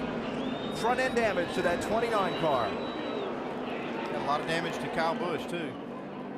You can see that right front looks like it's headed the wrong way, like it might have a toe-in issue. And that looked like maybe a push that the 43 of A.J. Allmendinger got through the tri-oval, which is probably the most dangerous part of this racetrack. Juan Pablo Montoya collected. Yeah, so is McMurray. This was a strong pairing right here. Get knocked out.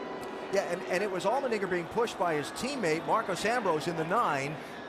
I agree with you, DJ. That looked like that's where that started. Yeah, and the cars get light there already. Tires are straight. You're getting a push, and that's what creates these situations in the tri-oval, because the tri-oval may look rather subtle, but it's a pretty good turn inside the race car.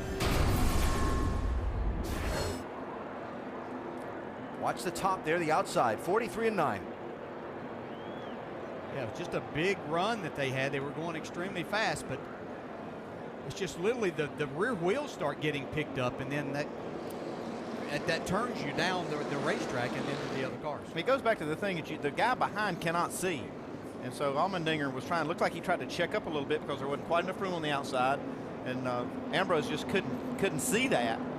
Yeah, he right there. Yeah, he was probably having to check up just a little bit to keep from running over Joey Logano and Tony Stewart right in front of him. But Marcos Ambrose having no idea, and it just takes a split second of cracking the throttle.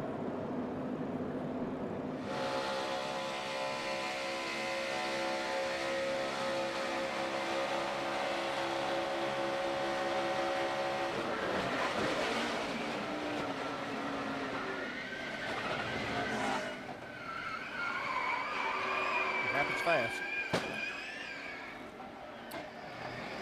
So Kyle Busch, 4th in the championship. Kevin Harvick, 2nd in the championship starting today. And watch Matt Kenseth in that 17 slide through. Just barely.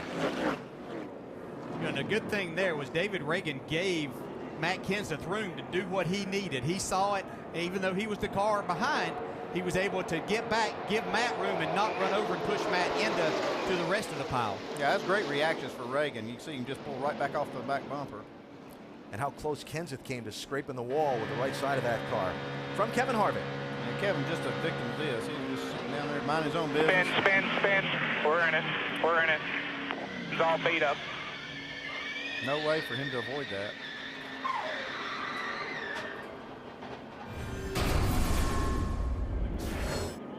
Kyle Busch getting repairs done. 42 let off the brake and rolled the whole apron to come find me and hit me right in the right rear. There's no way this thing's going to track straight.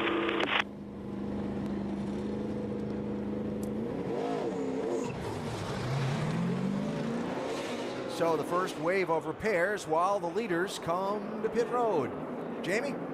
And Jeff Burton shown as the leader right now. He said, when we pit, we're going to take fuel. See him jack him up on the right side. They're going to put right side tires here. You see him setting up on the left side. 4 tires for Jeff Burton. Vince? Brian Vickers' 28th birthday tomorrow, having a run worth celebrating today. 4 tires, no changes, just Sunoco fuel for the 83. Doc? Casey Kane, 4 tires, trying to get his first restrictor plate win ever. 3 pit stops, previous stop to fix a right rear fender. He's away. Dave? Brad Keselowski is in for a 4-tire stop. Got too close to the wall last time, so he couldn't make the turn out. That's why he took so long. He's in a little better position this time. They'll pack it full of Sunoco fuel after that 4-tire change. So the leaders head back out onto the racetrack with a full load of fuel and some fresh tires, while some of those involved in this incident, particularly drawing our attention, principals in the championship like Kevin Harvick and Kyle Busch have some work to be done on their cars. Yeah, you can see the rear end housing knocked over to the left side of the 18 car. They're going to have to work on that. And Alan, you asked at the beginning of this show why we called it a wild card race. That's it. And you could say some were dealt a bad hand there? I would say so. Or at least I would. Kevin Harvick, so steady through the first 5 races of the championship. So happy to get through them intact, but he's not intact here at Talladega today.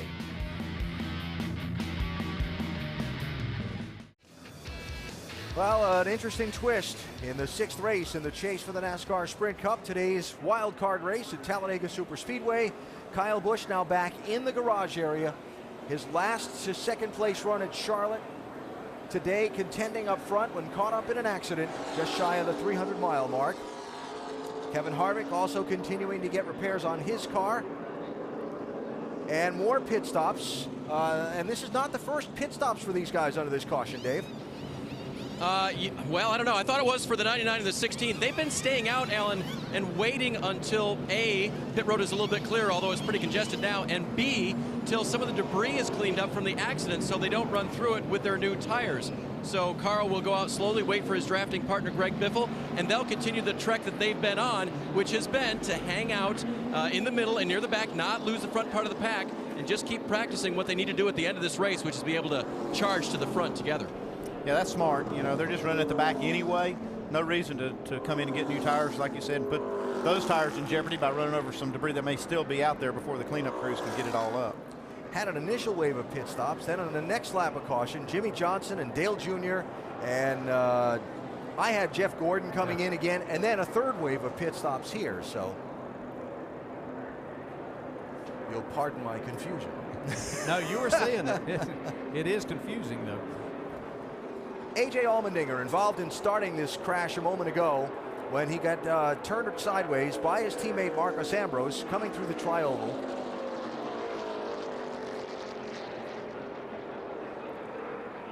And Tim Brewer in our Craftsman Tech Garage. Tim? AB, this is one of those situations when NASCAR noticed the cars were actually getting turned sideways.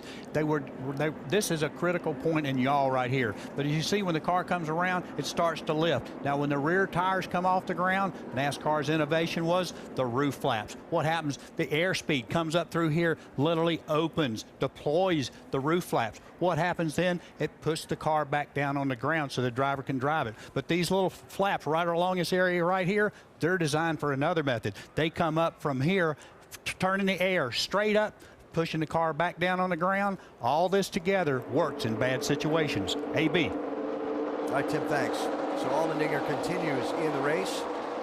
Kevin Harvick as well. And we go back racing.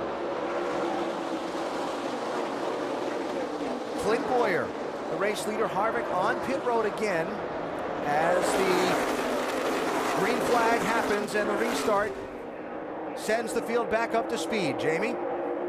Well, the car looks pretty good now considering he had a lot of damage. Good thing is he still had water pressure. They changed right sides. Then they brought him back in. They added all that bare bond tape. He went back out and he said, I have a lot of smoke in here, guys. I have to pit. He just pitted for the 3rd time to pull the fenders out. He's coming back out on the track now. And they were trying to stay just 1 lap down and hopefully, you know, get the lucky dog, get back on the lead lap. Looks like they'll stay just 1 down, but they're going to go quickly 2 laps down, running by themselves. Right here comes the leader. And there's a fast car out there too. Now Paul Menard, who has no teammate to work with, so you have to wonder if he and Tony Stewart might start thinking a little bit about working together. Or does Menard pick up Harvick in the draft and Harvick push this 27 car, or how that's all going to work? That would be the smart thing to do, is to try to get them back together. Jamie, are you hearing anything? Yes, exactly. As soon as that happened with the 29, Paul Menard said, okay, now who? They said Tony Stewart, hook up with him, help him out until the 29 is back out there and ready. All right, well, the 29 is back out, but we'll see.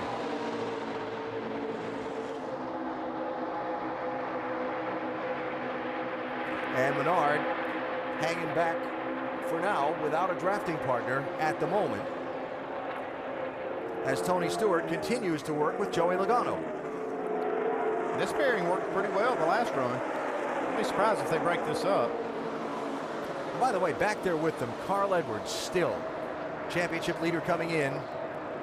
And I'm curious if this will change anything for the 99 team, because they've been running around in the back all day hoping to avoid trouble.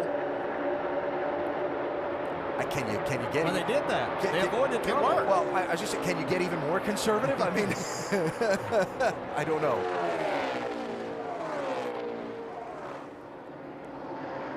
As they run, but still an awful long way to go in this race. The standings tend to take a big shuffle today, and we've still got a lot of racing left to play. Boyer and Burton ahead of Kurt Busch and Regan Smith. Matt Kenseth running in 5th. Carl Edwards in 28th. Kevin Harvick and Kyle Busch 37th and 38th. We go NASCAR Nonstop, presented by Gillette. Back at Talladega, 73 laps to go here. The leader is Matt Kenseth in that 17 car. His teammate, David Reagan. Aerial coverage brought to you today by Goodyear. You can see the movement between teammates. Casey Kane and Brian Vickers trying to make a move on the teammates of the 17 and the 6. The big question is, though, as these leaders approach Kevin Harvick, a driver who is very much in this championship hunt, do we see one of his teammates, currently Boyer and Burton, running 7th and 8th? Do we see one of them sliding off and picking up Harvick? Well, I think probably what's going to happen, you're going to see Paul Menard stay with Kevin Harvick and try to push him along right now. And there's one thing I'm not going to count Kevin Harvick out. He's 2 laps down right now. Well, we've seen him come from behind. We've called him the closer many times, because just about the time you think he's in big trouble, the guy gets himself out of trouble. And you see right there, he's got Paul Menard behind him right now, and they got the speed back. They just got to hope for more cautions to get him back into the lead lap. Yeah, and hope that nothing mechanically goes wrong with the car from the accident that he had. But I think the thing that I was looking at earlier, when he took off and Burton and Boyer were gaining on him, they were out front. And someone was going to have to make a decision who was going to go with Kevin Harvick to help their teammate not go another lap down. But that's all subsided. Paul Menard's hooked up with him, and he's boogieing. As we've been saying all along, the points, a lot can change. But as they run right now, points implications, Kevin Harvick has fallen down to 5th. He's trailing the 17 car by 36 points. Hey, tomorrow night, Ray Lewis and Ed Reed and a stifling Ravens defense look to put the clamps on Maurice Jones-Drew as the Ravens head to Jacksonville. The Ravens and the Jaguars on ESPN's Monday Night Football, 8:30 Eastern, and also available live on Watch ESPN. Coverage begins at 7 Eastern with Monday Night Countdown, Allen, served by Applebee's. All right, Nicole, thanks. So as we look at this race, the big turning point so far, the damage to Kevin Harvick and Kyle Busch, where the championship is concerned. And the other story, great racing for the lead and a real inability to predict who's going to win this thing. I'll give you an example. Haven't talked about Dave Blaney and Brad Keselowski much all day in that 36-2, but here they come roaring through the lead group. Yeah, just for the first half of the race, kind of hung out and just kind of let this thing wind down a little bit. Now they want to show what kind of muscle they have. And while this is going on, Kyle Busch comes back out of the garage, returns to the race in that 18 car, 11 laps down in 38th place. You know, we talked about this being kind of like a prom and a dance, and I just happened to see Denny Hamlin there. Does he feel like he has 2 left feet and can't dance? I mean, every time he's had no partners, and then when he gets them, they crash or something happens. So kind of the man left out all night here, or all day. Matt Kenseth out in front in that 17 car. Led the second most laps today. They just tried to pass us. All they had was 2 cars. They couldn't do it. Unless you get 4 cars up there, they just can't. They just pull out and they can't do anything. That's David Reagan talking there, he and Matt. Yeah, they have a good, strong pair. But, you know, one thing that's happening here is it's too early in this race to know who really has what. I think when you see these, you know, the race start closing to the finish, you're going to see people at the front that we haven't seen all day long, and you're going to see who has the best car. So just because they can hold off some cars now doesn't mean they'll hold off some later. Yeah, because as we talked earlier, they're not going to be as offset trying to get air to that radiator and keep them cooler. They're going to be tucked in as tight as they possibly can and pushing as much as they possibly can to make as much speed. You know, you talk about seeing guys at the front we haven't seen all day long. I am extremely intrigued right now by Carl Edwards. Championship leader coming into this race. He's run at the back of the pack all race long. Kevin Harvick with troubles, but Matt Kenseth, one of his rivals for the title, up there leading a lot of laps in this race. When does the 99 make a push toward the front? How aggressive does he be in that push toward the front? Balancing, protecting the car and his finish against running from the back and getting all he can at the finish. Yeah, that's one of the cars I'm talking about when I say that, you know, you don't know what they have. You don't have a clue what this pair has until it's time to show it. Caution is out. Something has apparently fallen from the 43 car onto the racetrack. How about his left rear tire? Yeah. Left side. Yeah, but it shredded everything, dude. Yeah, it looks like the same thing happened to the one car. They've just got so much damage. Their tires are rubbing the fenders, and they finally end up blowing the tires out. Yeah, you saw the Jamie McMurray left rear tire on the NASCAR Nonstop a few minutes ago. So fifth caution. I'm sorry. Yeah, I was going to say it wasn't that long ago that Joey Logano was 2 laps behind. Now he's getting ready to be back on the lead lap with the free pass. And now that puts him back on the lead lap, the next caution would likely give Harvick one of his 2 laps back because there's nobody one down. And Harvick is the next car that's not on the lead lap. And Logano's car looks perfectly good to be on the lead lap, yeah. doesn't it? But he's been fast and can certainly be a factor in this race if he gets hooked up with the right person. That's amazing. You know, you think of this track as being so aero-sensitive, and it is. I mean, it's all about drag, and now it's more about the drafting. It actually overpowers even a car that's destroyed. So we'll see what we see for pit stops here with 67 laps to go, and the leader's just on pit road about 15 laps ago. AT&T fastest pit crew of the year, Kevin Harvick's team currently in the lead. You can help determine the standings by voting from your AT&T phone. Text the car number to 234567 for the pit crew you think is the fastest and most valuable. That's not a good sign from that 29 car. No, that's not. You were talking about how he could get this, you know, get a couple of these laps back, but they got to get that issue solved. May have a crack in an oil cooler or something because he took a pretty hard shot in the front. And I don't know that they ever raised the hood on it to figure out if they did have a problem there. Pit stops, Kenseth is in, and Reagan. Jamie?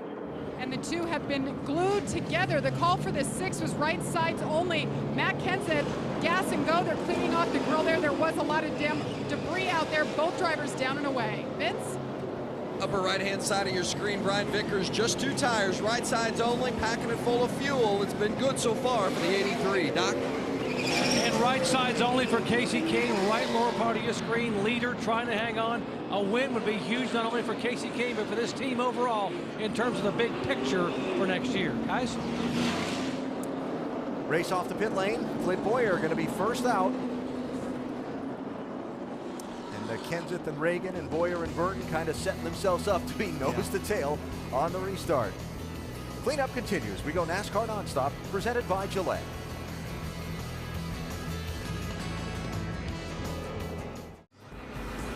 We were talking a few minutes ago about Carl Edwards and wondering if the plan would change any. Well, he and Greg Biffle are talking about it.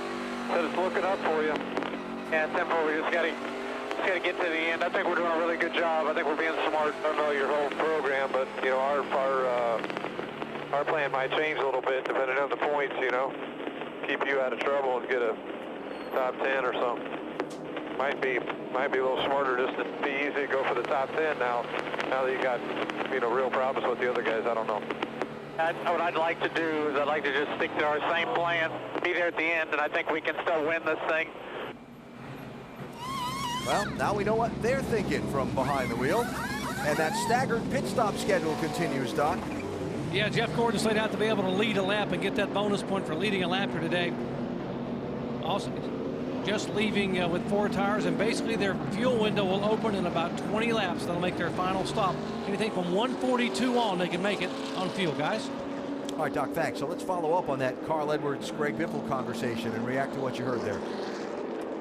Well, I think they're thinking somewhat alike, but I think Biffle's a little more conservative, thinking that, hey, you know, take this day and get out of here, keep yourself right in the points. And Carl Edwards is still thinking, hey, we can win this race. There's fewer of them that we have to beat now that they've had some problems. I think they're just going to be conservative till they get to the end and then make that run to the front. Understanding the way Carl Edwards has approached his racing over the years, I'm not surprised he's thinking we can win this thing. Even though they're in protect mode. That's how he got in this position. Just a matter, like yes, that. and not going there too soon. I like the Biffle style that, hey, if we come up a couple of spots short, that would be okay. But let's not get there too soon, get ourselves in trouble, and be heading backwards on that last lap. More on the 99 from Dave. And just so you know, crew chief Bob Osborne is in agreement with Carl's ideas. In Bob's words, there's no finishing 15th here. We have come to win.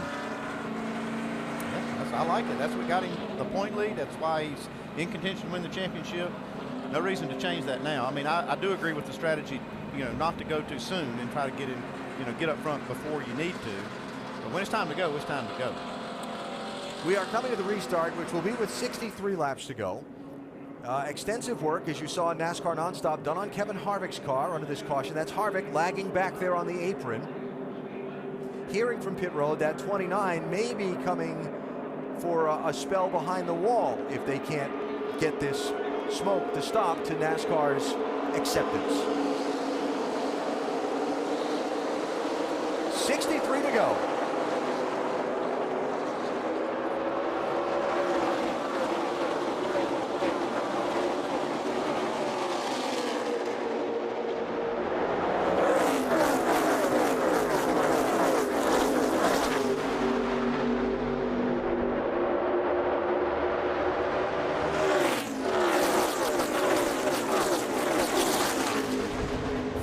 Cars on the lead lap. A.J. Allmendinger has continued after the flat tire. He is being shown 2 laps down in 35th.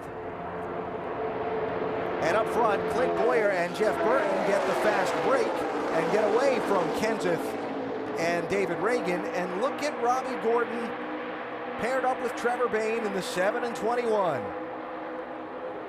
They're not going away. They've been at the front of this field a lot today. And still sorting it out from the restart in this group. You saw on that restart that 29 car Harvick's still smoking a lot. Decided that's to run a little bit. No, not really.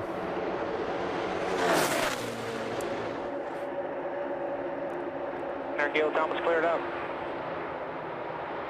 NASCAR on its race control channel is telling the 29 team they need to fix the smoke coming from that car.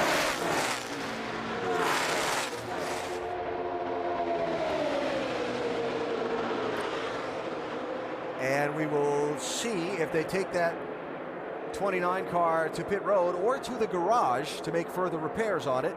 Doesn't appear they're heading to the pit lane. All right, we're going to have to come. We're going to have to come. They're not going for it. That black flag with the white cross means that lap was not being scored for Kevin Harvick in the 29 car. NASCAR wants him to go fix it. We go NASCAR Nonstop, presented by Gillette. As you saw in our NASCAR Nonstop coverage, Casey Kane spinning through the tri-oval in a 2-car draft there with his teammate Brian Vickers in the 83. They were running in 3rd position. I say they, Kane was running in 3rd position. And somehow didn't hit anything.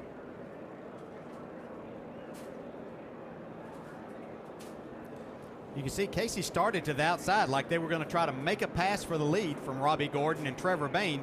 And Brian Vickers got just to the right side of Casey's rear bumper through that tri-oval where you still have a little bit of wheel in it. Sent him spinning. Luckily, didn't hit a thing. See Matt Kenseth and Reagan again doing a good job. See Reagan immediately getting on the brakes and getting off the rear bumper. Matt has been around a couple of things today, and David Reagan has really helped him out. Yeah, watch Reagan right here. He gets off the rear bumper real quick, enough that Matt can slow down. Wow.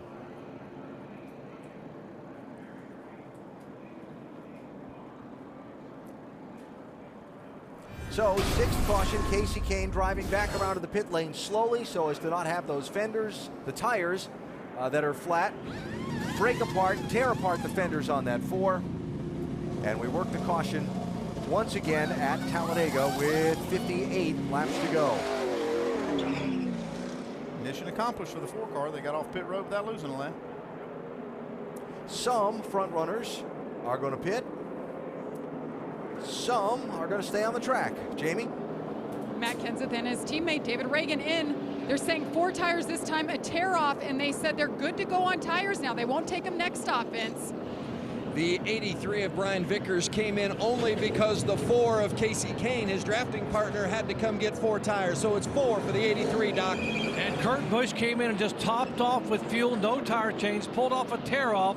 No tires at all for Kurt Busch. You want to be able to have a little more fuel in this next window to make it a little further on a tank. Basically, they can go about 44 laps, guys. Doc, the pit exit thing is getting to be kind of funny while guys are jockeying around trying to get set up to be nose to tail with their drafting partner. Back for the restart, we go NASCAR Nonstop, presented by Gillette.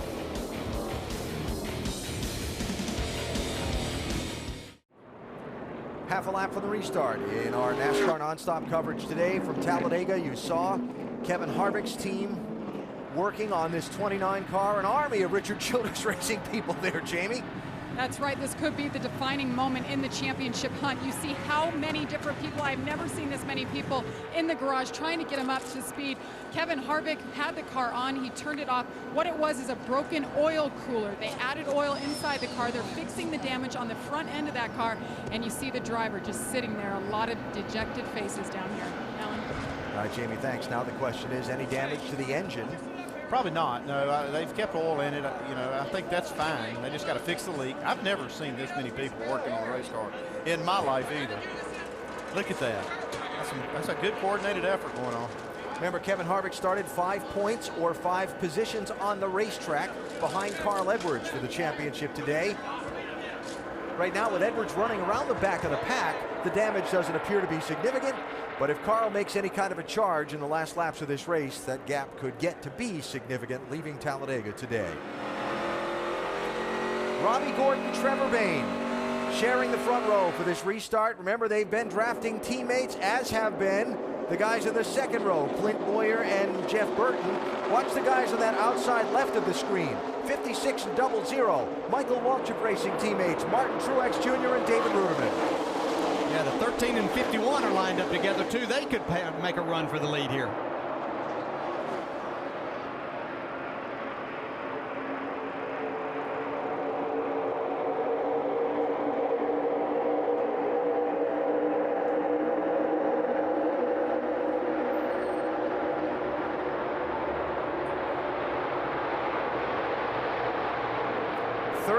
Cars on the lead lap. Casey Kane did stay on the lead lap after that spin. A minute ago.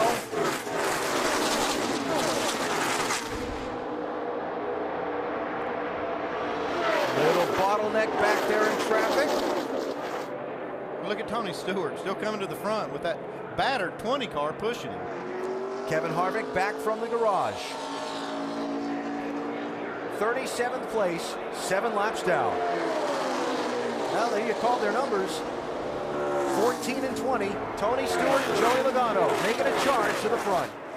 You see Logano really doing a nice job of keeping that damaged left front out of the air. He's got that part well in behind Tony Stewart's, the back part of his car. These two are making a lot of speed. That's a good shot right there. You can see that whole left front exposed, the tire and everything on that 20 car. But still, the front bumper intact and doing a good job pushing Tony Stewart. weren't with us earlier, that 7 and 21 got separated in the draft. They went to make a move to pit road right in front of Kyle Busch and Joey Logano, who were drafting together. Logano spun at the time. That's what shredded that left front fender when he tried to drive back around to pit road with a flat tire. He went 3 laps down. He's gotten 3 successive free passes. Joey Logano's on the lead lap. That's position he's in right now in that 20 car. That's incredible. Robbie Gordon has done a great job with Trevor Bayne there and driving around this racetrack today, leading the race as they are right here. I don't think this twosome would work nearly as well if these two were reversed. So it might be Trevor Bayne's day to push Robbie Gordon as far forward and maybe to victory lane before this is over. And resetting the story of the 7 and 21. At one point in this race, they got separated in the draft. Trevor Bayne was shaken out of the draft and fell some 12 seconds behind. Robbie Gordon abandoned Denny Hamlin, who had kind of picked up on him, and went back to 38th spot to pick up Trevor Bayne in the draft and brought him all the way back to the lead. A little move right there by Tony Stewart to get over on the quarter panel of the 21. Separated those cars. You can see how quickly they're losing speed. 22-78, Kurt Busch, Regan Smith. Haven't seen them at the front today. Talked about this a little while ago. We've seen a lot of them having trouble finding each other on restarts, but now they're pushing, and they're racing for 3rd spot. And just behind them is the 13 and the 51 of Casey Mears, Landon Castle, making their presence felt again. Can an underdog win? The white car's there. Travis Kvapil, 38. David Gilliland, 34. They could factor into the finish of this one. Look at Ryan Newman's car, which was torn up in an accident earlier, being pushed by Denny Hamlin right now. He's 16 laps down, but car's still fast. And Denny Hamlin is on the lead lap in 9th, and he was out of the draft earlier, the odd man out in an odd numbered field that's paired up by 2s. Got a lap down, got a free pass, came back around, found a drafting partner.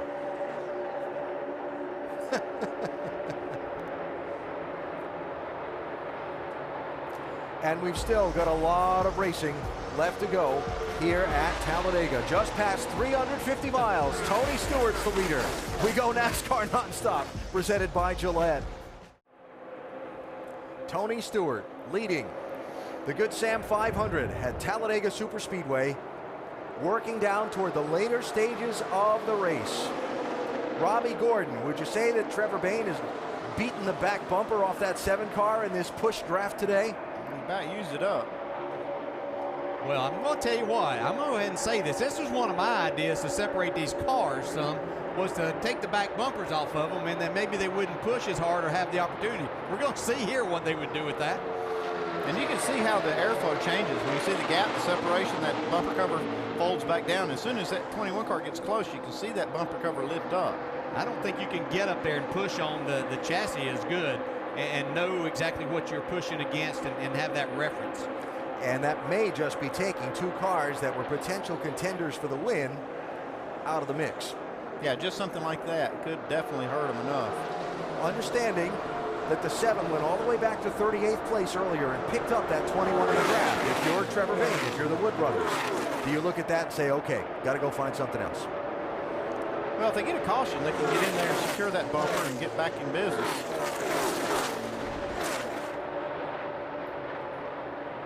It's a tough call, huh? Dave, what are they saying about that 7?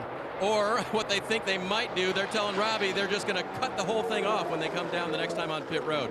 But it definitely appears to be affecting. Well, I don't know, how much do you think it's affecting their speed right now? It's hard to say. I'm like Dale. I don't think that they can effectively stay connected, you know, with that, with the bar behind the reinforcement being the only thing that's touching the front end of the 21 car. Look, a Mark Martin and Jeff Gordon sighting, guys. They decided to show back up in this race. Watch out. Well, before you get too excited, they're 18th and 19th. Well, they haven't even been in part of the camera. What may happen with Robbie Gordon's too is that piece may decide to become unattached there and end up on the racetrack for another caution here for a while. And I think we're seeing that 21 and 7 separate enough in the corners that either Trevor's backing off to try and preserve that 7 car, or they're just not able to stay together with it in that aerodynamic condition. I think that's the biggest thing, is Trevor just has no idea what he's up there pushing against now and what he can do and just how much he can force it, Doc. Yeah, I'm up there talking to Donnie Wingo and some of the Wood brothers, and they were talking about what our options are. They said, really, there's no one else to get up with right now. The 7 is our only option. So what we might have to do is go around in front of the 7 and have the 7 push the 21. We weren't nearly as fast.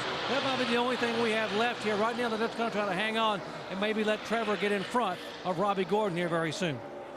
Yeah, that's exactly right, Doug. That's what Andy and I were up here. I think that's their only option right now, to keep this pair together and just see what they can do with Robbie Gordon pushing Trevor Bayne in that 21.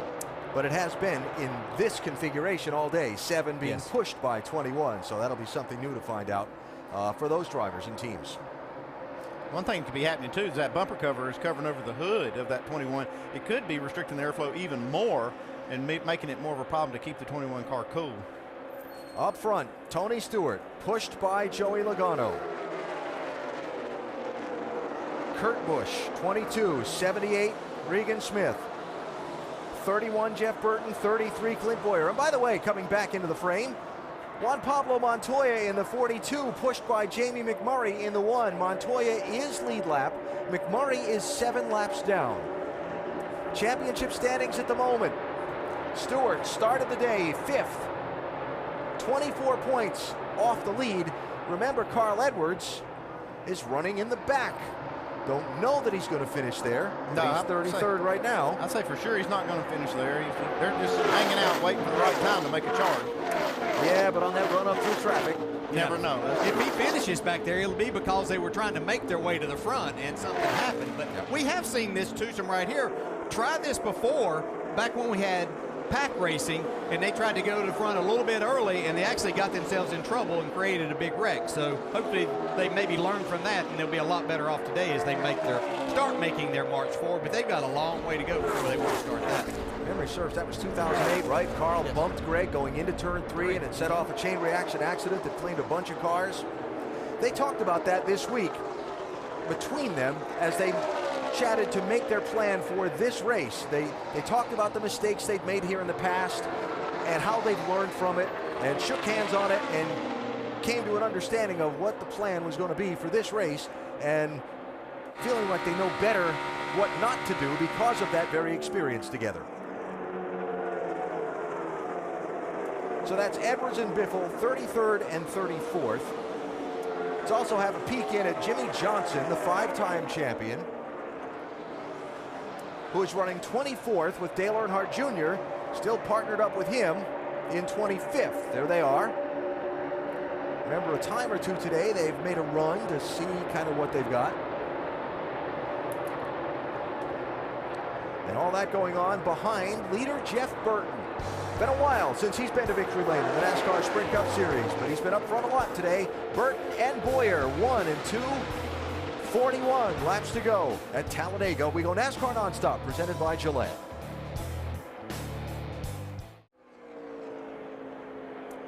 Jonathan, thanks. After Dale Earnhardt's passing, I asked the driver about going racing again, and he said that just like when any of us loses a loved one, we have to keep moving forward and keep going. And he said, racing is what I do.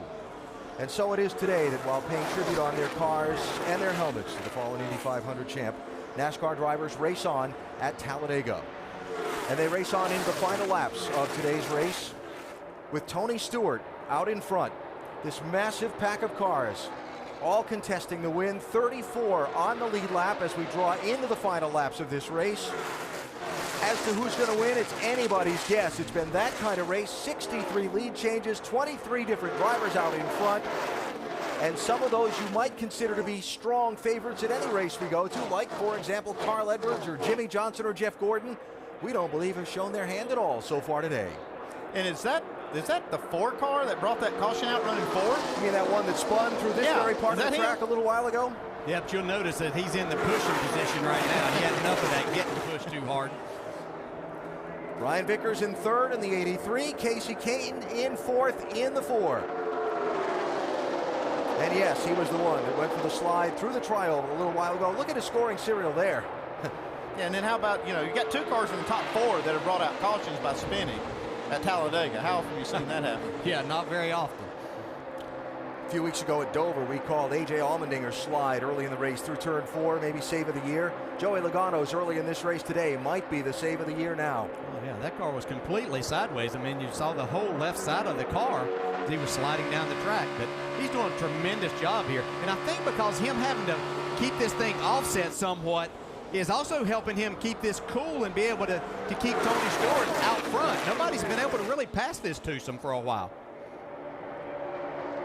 Tony Stewart is within 4 laps of taking over the top spot for most laps led today, which again contains an extra bonus point toward the championship. Weren't with us earlier. Tony was pushing his teammate Ryan Newman. Twice they tried to orchestrate it so that Stewart could lead a lap for a bonus point at the line. Twice it didn't work. Newman got there about 6 inches ahead of him. Third time was the charm. Stewart finally led, and now he's been out in front for the last few laps of this race. How about Travis Kvapil and David Gilliland working together here? Incredible. You know, David Gilliland's got the best finishing average of any driver in these restrictor plate races this year, and that's a pretty incredible stat. Front Row Motorsports, one of the underdog teams of the NASCAR Sprint Cup Series. Gilliland, one of those guys that just always seems to be around the front in these restrictor plate drafting races at Daytona and Talladega. Yeah, and he has a real knack for being able to keep his front bumper attached to the rear bumper. And I think that a lot of drivers are very comfortable with David being in that position, and they know not only can they trust him, but they're going to get a lot of speed out of it also. So the race for the lead. Another round of pit stops still to come. Will there be another twist of plot in the finish of this race? We've already seen Kevin Harvick and Kyle Busch damaged in an incident earlier. Stewart out in front. 32 to go. We go NASCAR nonstop presented by Gillette. Back at Talladega Superspeedway with the laps winding down. 29 to go. Out front right now is Jeff Burton. Aerial coverage brought to us by Goodyear. This race is known for its unpredictability, the wild card race. First time winners has an effect on the championship. What are we seeing today? We're just seeing a real mix-up in the points right now. A big concern for Kevin Harvick, who has had a problem. He's all the way back to 5th in the point standings right now. But Matt Kenseth, the guy we talked about on our show before it started, really having a great day right now, leading our points as this thing continues on. Carl Edwards is planning his strategy for late in the race, Brad. But I don't think what we're seeing in the points right now is going to end up this way when it's all said and done. Yeah. Too much racing left. I agree with you. And as we go back, you know, we're talking a lot about these first-time opportunities, winners at this racetrack. The guy for me is would be Landon Castle. I mean, he has been up near that front all day long. He keeps shuffling back and forward, back and forward. I've watched him all day, and I think he has a good opportunity possibly to get that 51 car into victory lane. He's done a great job, and he keeps moving back and forth, back and forth. Keep an eye on him. Well, we talked about him earlier, though, Nicole. I'm sorry to interrupt you.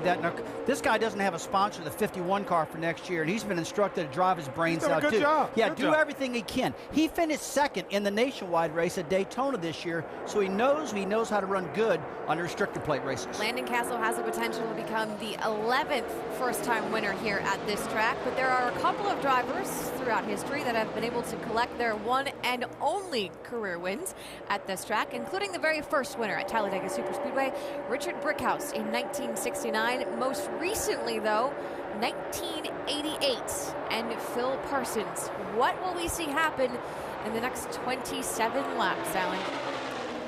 Nicole, if it's anything like what we've seen happen in the last couple of laps, we're all going to be holding our breath, I think. We saw Matt Kenseth squeeze his way to the inside lane. We saw Jeff Burton have a big wiggle being pushed by Clint Boyer. And we've seen Tony Stewart get separated from Joey Logano by Kenseth and David Reagan, 17 and 6, have to go back to 16th place to collect that 20 car, and now charge his way back up to 5th. And how about Brad Keselowski in the deuce, pushing Dave Blaney in the 36. If you remember, Brad Keselowski's first win was when he pushed Carl Edwards. This is the first time I actually saw this 2-car tandem hookup. They did that late in the race, and then as they came to the line, you know, we all know what happened. Carl Edwards went upside down, and Brad Keselowski got the win. So coming up on the opening of that pit stop window, I believe it was Doc that reported to us a little while ago, anytime after lap 162, we could see the leaders make their final pit stops. Trouble. 71 car and the 32 in trouble. Andy Lally in the 71 in the outside wall. 32 is Terry Labonte. I think these two cars have been running together. Caution is out. And now those final pit stops will be made under the yellow flag.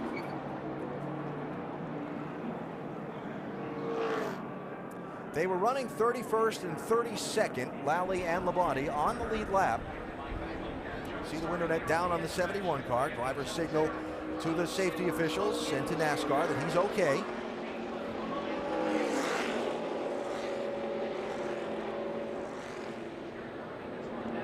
But Andy Lally with a wrinkled up race car sitting on the apron inside turns 3 and 4.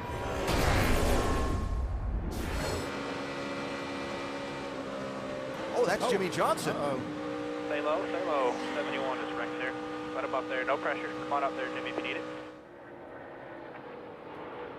Just behind Carl Edwards and Greg Biffle, and that's a hit on the right front of that 48 car.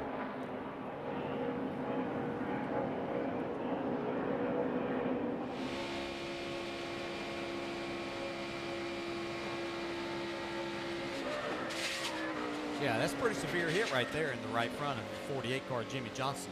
It's a good job by Jimmy not to Greg. I mean, he maintained control, but he did take a pretty good lick on that right side.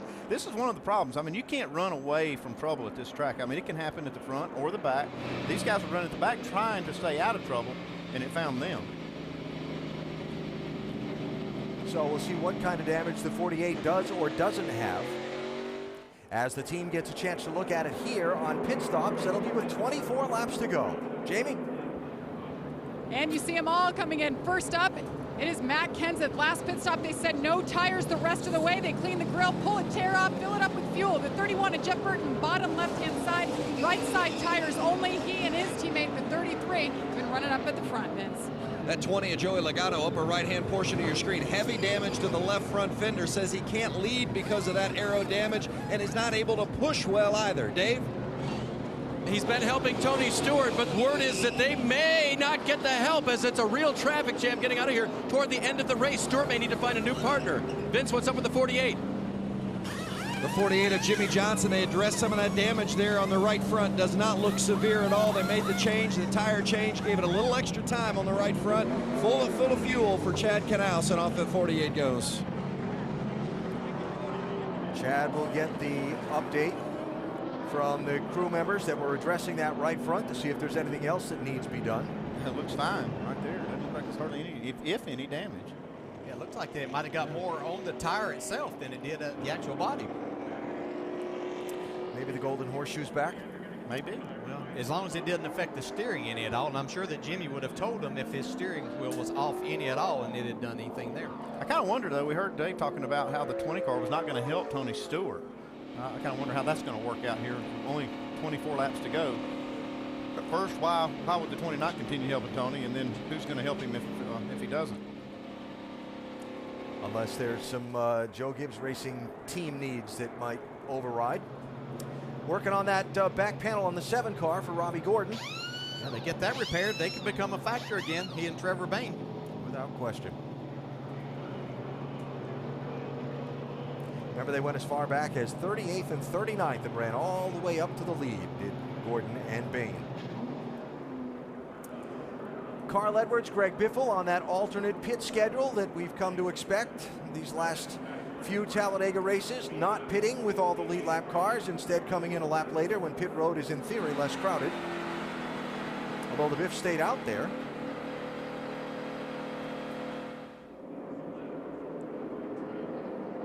That was interesting. Dave? Still checking on that, why Greg Biffle stayed out at this point. Carl Edwards is definitely coming in. See if they're going to make any changes to the car at this point, Alan. But they will take on 4 tires while he's here, and they'll send him back out. Championship leader coming into today. We'll see how their strategy plays out at the end.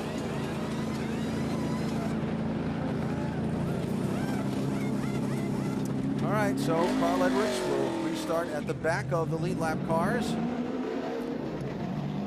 I would expect we're going to see Greg Biffle in next time. He will. He just stayed out, I think, to lead a lap. He's still in a battle for that 13th spot in the points, so I think he wanted to stay out there. They're going to be at the back anyway. Yeah, it's the first lap he'd led today, so he did get that point. Jamie McMurray, free pass under this caution. That'll leave McMurray 6 laps down after some troubles earlier in the race.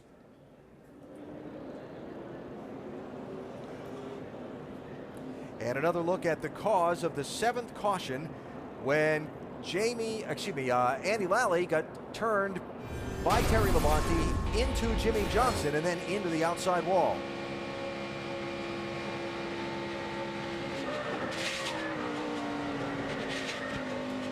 That's a nice save. Exceptional.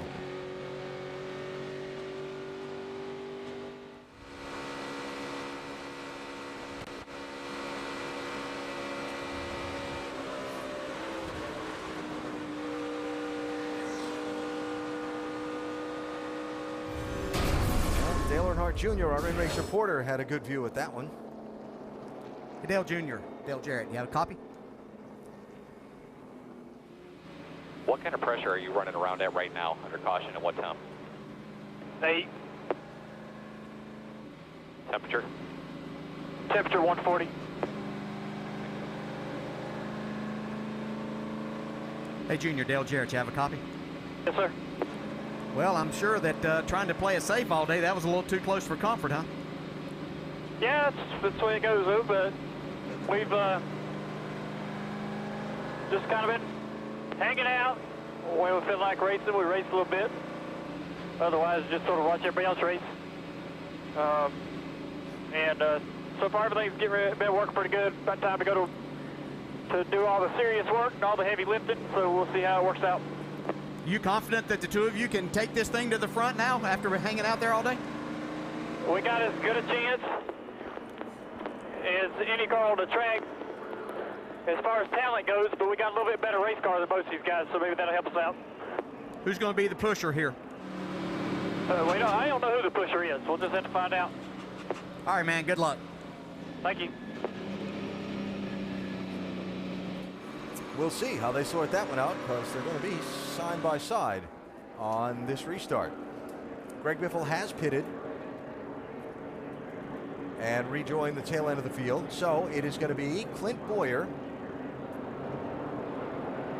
in the lead, Matt Kenseth to his outside,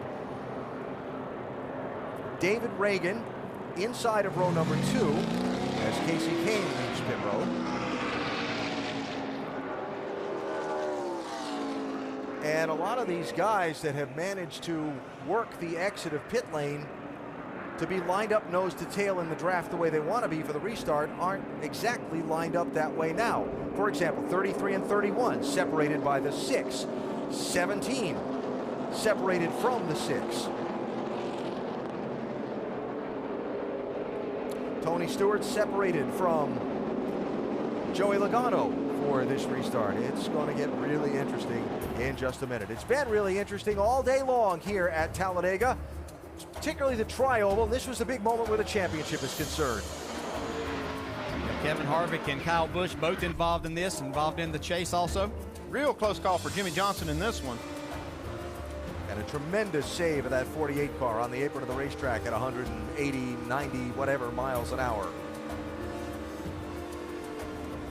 So, Kevin Harvick took the wave around. There are now 32 cars on the lead lap.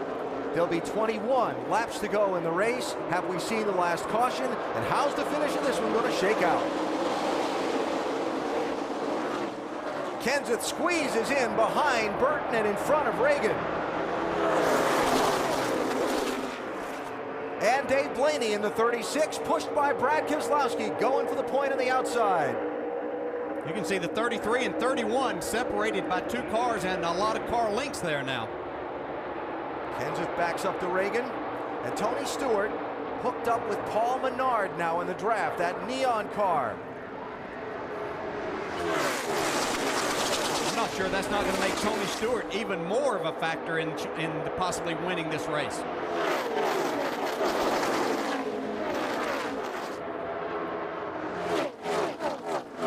And still hanging out at the back, Carl Edwards and his drafting partner, Greg Biffle. Dave Blaney and Tom Baldwin Racing to the point at Talladega. Yeah, that's nice to see for Tom and Baldwin Racing and Dave Blaney. They work hard each and every week just to get these cars to the track and bring a good product there. Good race driver, good owner, nice to see good things happening. Now you see Denny Hamlin and Joey Logano getting together. And Dale Jr. and Jimmy Johnson looking like they might be trying to push through to the front right now. Well, it's 20 to go, Dale. I know you've done this from the back before. What do you think is the right time to start your charge from the back, if you're Edwards or maybe even Johnson? Yeah, way too early yet. You know, we saw Trevor Bayne and Robbie Gordon come from 12 seconds back in less than 10 laps to get themselves to the front. So I think there's still plenty of time here. So you're saying about 10 laps to go when you want to make your charge? So. Yes. Tony Stewart to the lead. Remember, it was in this race a year ago that with 16 laps to go, Jeff Gordon was 21st, Jimmy Johnson was 22nd. Chad Knaus came on the radio, said go.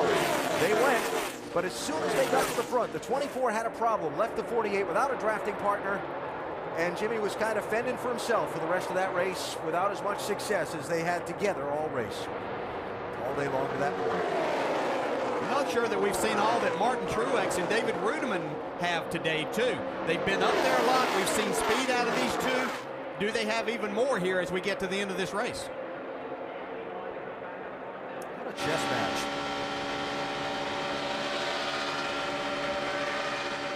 Look at those cars moving around in the air in that draft at over 180 miles an hour anyway, Dave.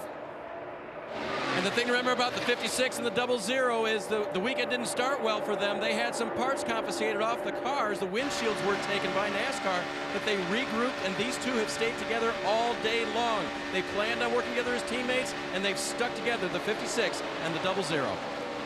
NASCAR saying further penalties to be forthcoming for those two, as well as the 47 team on Tuesday. Vince? Well, this is a spot that Junior and Jimmy Johnson have tried to avoid much of the day, being surrounded by other cars as they're just outside the top 10 and discussing how close they might be to go time. So do you want to wait a little bit and let these guys crash, or go racing? What do you think, Junior? I'm not in no big hurry to run up in there, but I thought we got a little bit too far out of it that last little run there. So, you know, I don't think we can start around too long. There have been a few times they've been tempted to go a little bit earlier today and get aggressive, and each time they've taken the conservative route. So far, it's paid off. Will it continue to pay off over the final 17 laps, Alan? A lot of racing left to find that out, Vince. Bobby Labonte, 47. Michael Waltrip, 15. The big charge to the outside. Jeff Gordon and Mark Martin, 24 and 5 as well. I tell you, who might be looking good as Marcus Ambrose now has Trevor Bayne pushing him. We'll have to keep an eye on that, twosome. A little bottled up there. Labonte and Waltrip got separated. Everybody gets through okay. Well, you can just feel the intensity picking up now with less than 20 laps to go. Can't you though? Matt Kenseth looking to the outside. He and Tony Stewart, along with Clint Boyer, have been the people who've been out in front most in this race. Jeff Burton, Montoya, they've been up there as well. Look at that save by Dave Blaney in that 36. It's more than a save. Look at him still going to the front. Never let off the throttle. Wow. A lot of racing left to go.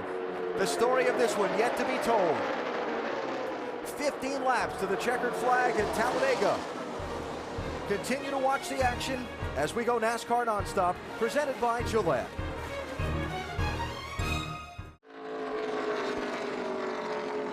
Trouble at Talladega has brought out the caution flag for the 8th time.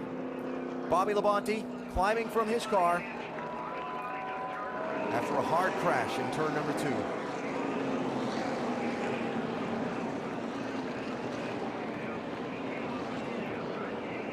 Labonte turned out of that big pack that was drafting all the way up into the outside wall and then collecting Kurt Busch on his way back down across the racetrack.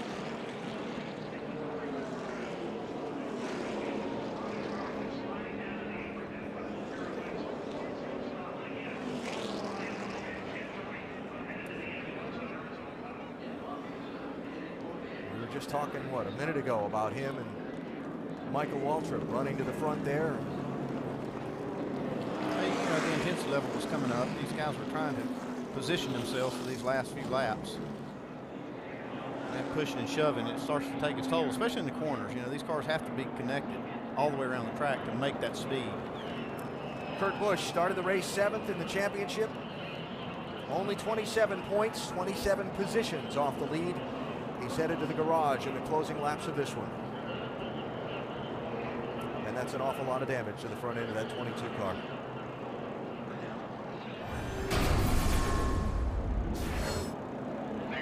It's Michael Waltrip in the 15, behind Labonte in the 47. Andy Castle got a piece of that also. See here. Well, Kurt Busch. Hard lick for Kurt Busch and Bobby Labonte. It looked like that when we had followed Michael Waltrip and Bobby Labonte, that Bobby was really loose with his car. He wasn't able to turn it a lot of times and would have to chase it up the track. And you're right, Wow. that's really hard lick there at the end. You just know where to go for Kurt Busch.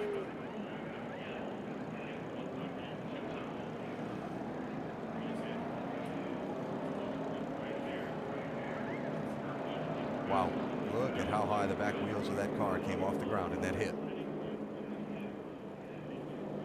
Just an indicator of how hard that collision was.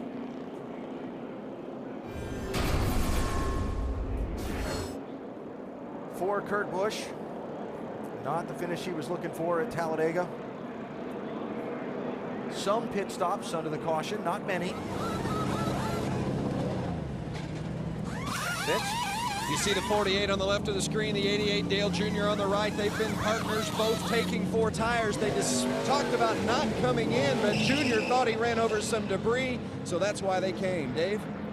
Greg Biffle and Carl Edwards came through. They were riding in the back trying to avoid contact with any of that action like we saw Bobby Labonte get into.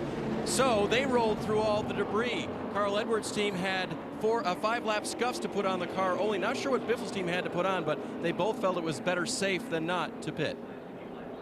I have to agree. You know, there's a lot of debris from that crash down there, and they're fairly far to the back anyway. Don't lose anything by coming in and getting those tires on. The team's getting 6 sets of tires to run this race. This now the 8th caution that we've had today. A number of incidents, not all of them crashes. I've had several debris cautions during the course of the day. Still 13 laps to go. Let's go back and finish that last commercial break as we go NASCAR Nonstop, presented by Gillette.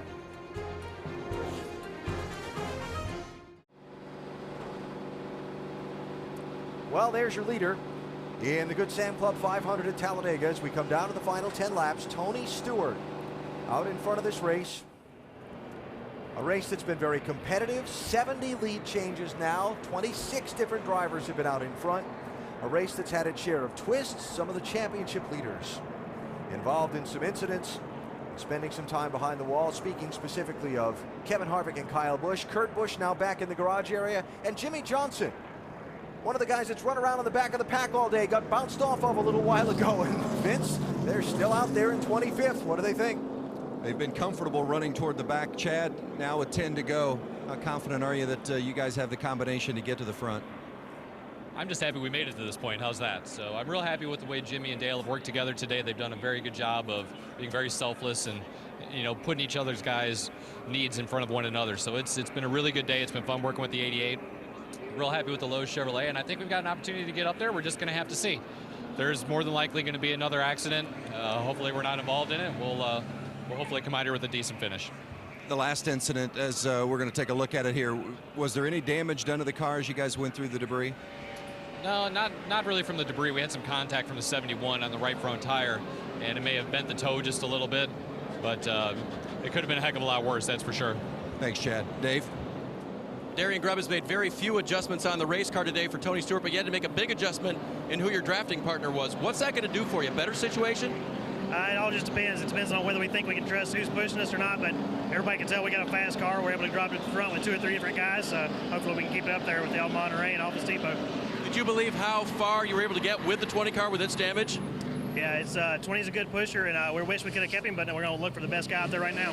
They went shopping for Paul Menard, and those guys said yes. So, Alan, that's the matchup for the end for the 14 car. Yeah, the racing version of let's make a deal.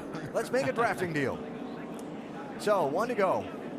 And Tony Stewart, as the leader, has chosen the outside lane. Remember that race, well, the Daytona 500, where David Reagan, in a hurry to get down in front of his drafting partner, Trevor Bayne, didn't wait until he crossed the start-finish line before changing lanes and was penalized by NASCAR. Before Stewart pulls over in front of Menard, he's got to wait until they're across the start-finish line.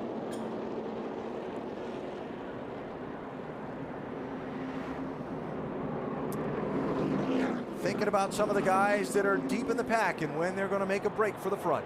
This radio a minute ago. You feel about leading here, Junior? Want back in front once you get going? Yeah, I mean, I'll push you until that's not working out.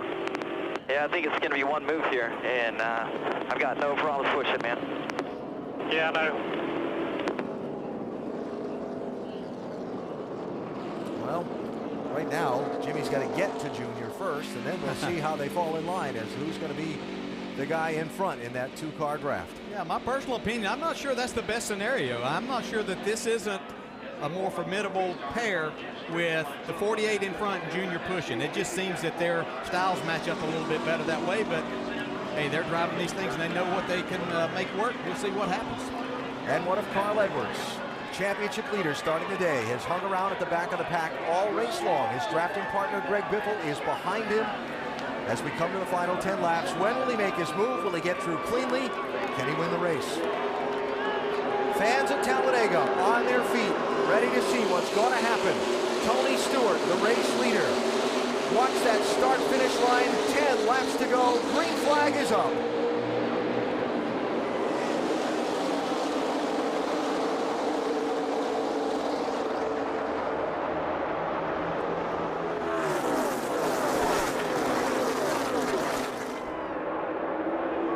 Jam up in traffic in turn 2, look out. There's a potential problem there. I'd have to say that'll give that outside lane a big run going down to turn 3. Look at this accordion. Jeff Burton to the point in the 31, pushed by Clint Boyer. Oh, look at Jeff Gordon stick his nose in there, starting to get aggressive now. So tight with Mark Martin's drafting help. And to the outside, Matt Kenseth, 17, David Reagan, 6. They've been one of the more formidable drafting groups all race.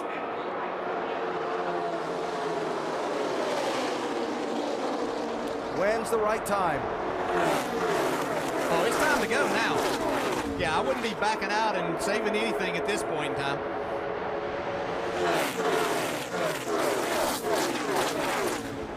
You still see Carl Edwards and Greg Biffle. They haven't made their move really to the front. I don't know if they're trying to, but they haven't done it yet. 4 in the lead. Stewart and Menard to the outside.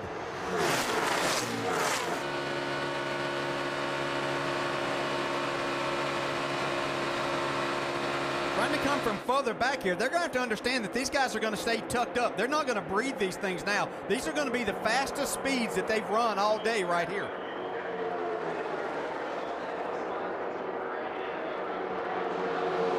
Burton leads that lap by half a car length. 8 laps to go. Look at Jeff Gordon. Wow, trouble right there. Martin and Hamlin and Regan Smith with a hard crash. In front of you there. Stay focused. Stay coming down. Watch him coming down. Watch.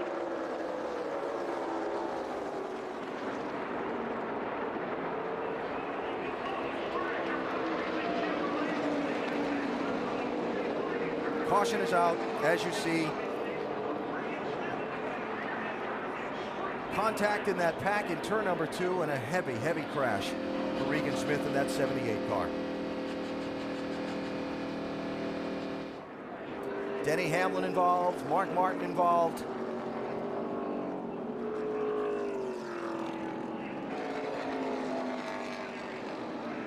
And the safety workers there at Regan Smith's car. He had dropped the window net before the safety workers came up. His indication to them that he was okay.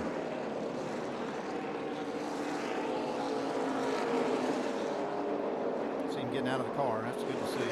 That's very similar to the way Jimmy Johnson hit last week at Charlotte. Actually, probably a little tougher. And a wave to the fans in that backstretch grandstand.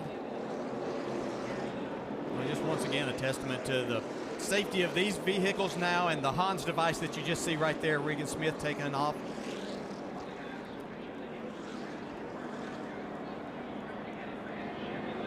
We just hate all day long. You run, you do the right things, you got yourself in a position, and then with less than 10 laps to go, all those hopes and dreams taken away from you. See what happened here. Kind of ran into a roadblock. Gordon and Martin did. Boy, he just about clipped Jeff Gordon too right there. Regan Smith did. You can see that. But it was like Mark got detached from the 24 of Jeff Gordon just a little bit. Denny Hamlin stuck his nose in there, but Mark came back down just enough to trigger that.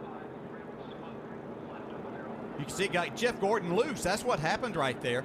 He had to get out. Then Mark, as he tries to get back to Gordon, the 11 is there. And another aspect of this racing, DJ, Joey Logano in that 20 can't see through Denny Hamlin's car, so even if Denny has lifted off the gas there, he's got no idea. No.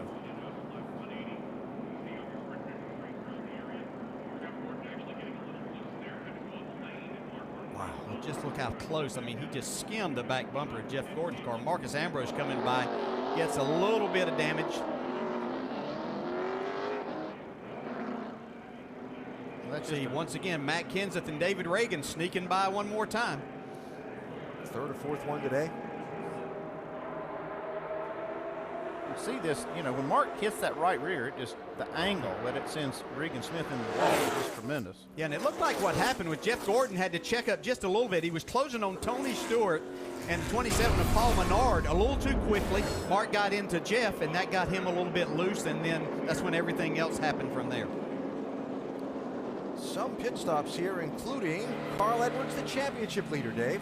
Along with his teammate Greg Biffle, his drafting partner. Again, the same issue for them. They were in the back to avoid everything that just happened in front of them. But in doing so, they believe they ran through debris again. So they're going to change 4 tires each car. In Carl's case, he was told, and we're going to give you scuff tires with, quote, even more laps on them. That shouldn't be a big issue. The tire wear very good here. The only issue was that the glue on the lug nuts might not have been dry, and so it would have taken just a little bit longer to get that done. But he'll rejoin with Biffle, and I think they'll maybe push the button now, guys, to go to the front.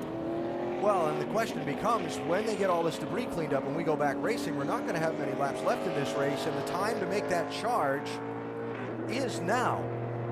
Is there an open lane to make that charge through, and what can they get out of it? Well, that's the position they put themselves in now, is to be able to do that. That's going to be the key factor, is will they have anywhere to go as they try to make this charge?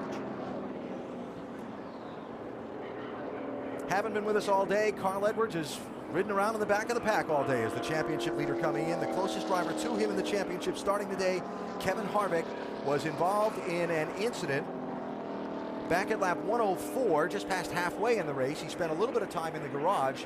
Harvick is back in the race, but is 9 laps down in 34th place. So Carl standing to gain a chunk of ground in the championship on Harvick if he can get through these final laps cleanly.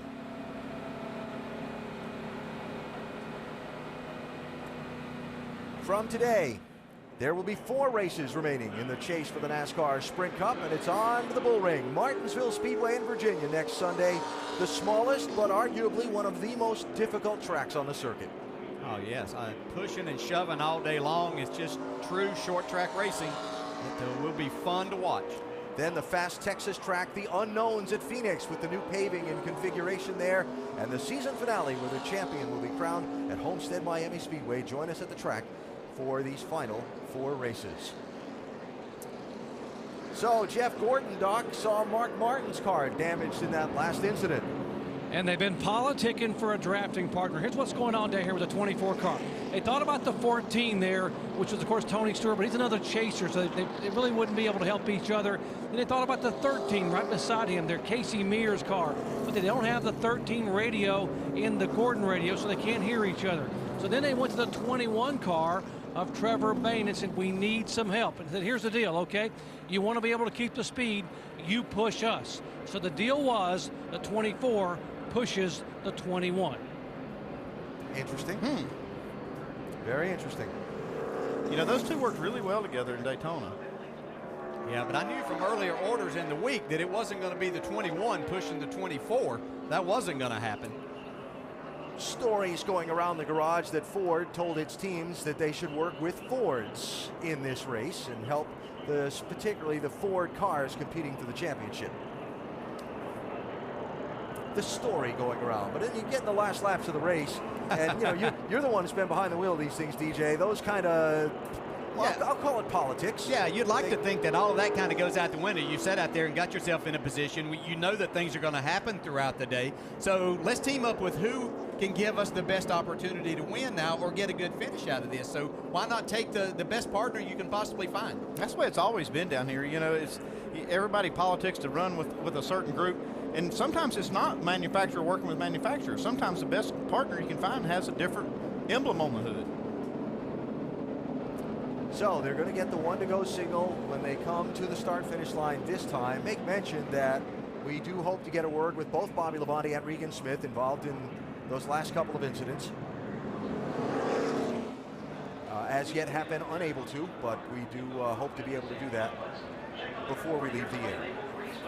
See them making some repairs to the safer barrier over in turn number 2, where Smith hit a moment ago, replacing those foam pylons that absorb so much of the impact where the race cars hit. Yeah, they collapsed just a little bit and did their job. Now they'll put some new ones in there. And the field getting a signal in one more lap. We go back racing. So that's 4, so we're going to get the green flag with 3 laps to go in this race.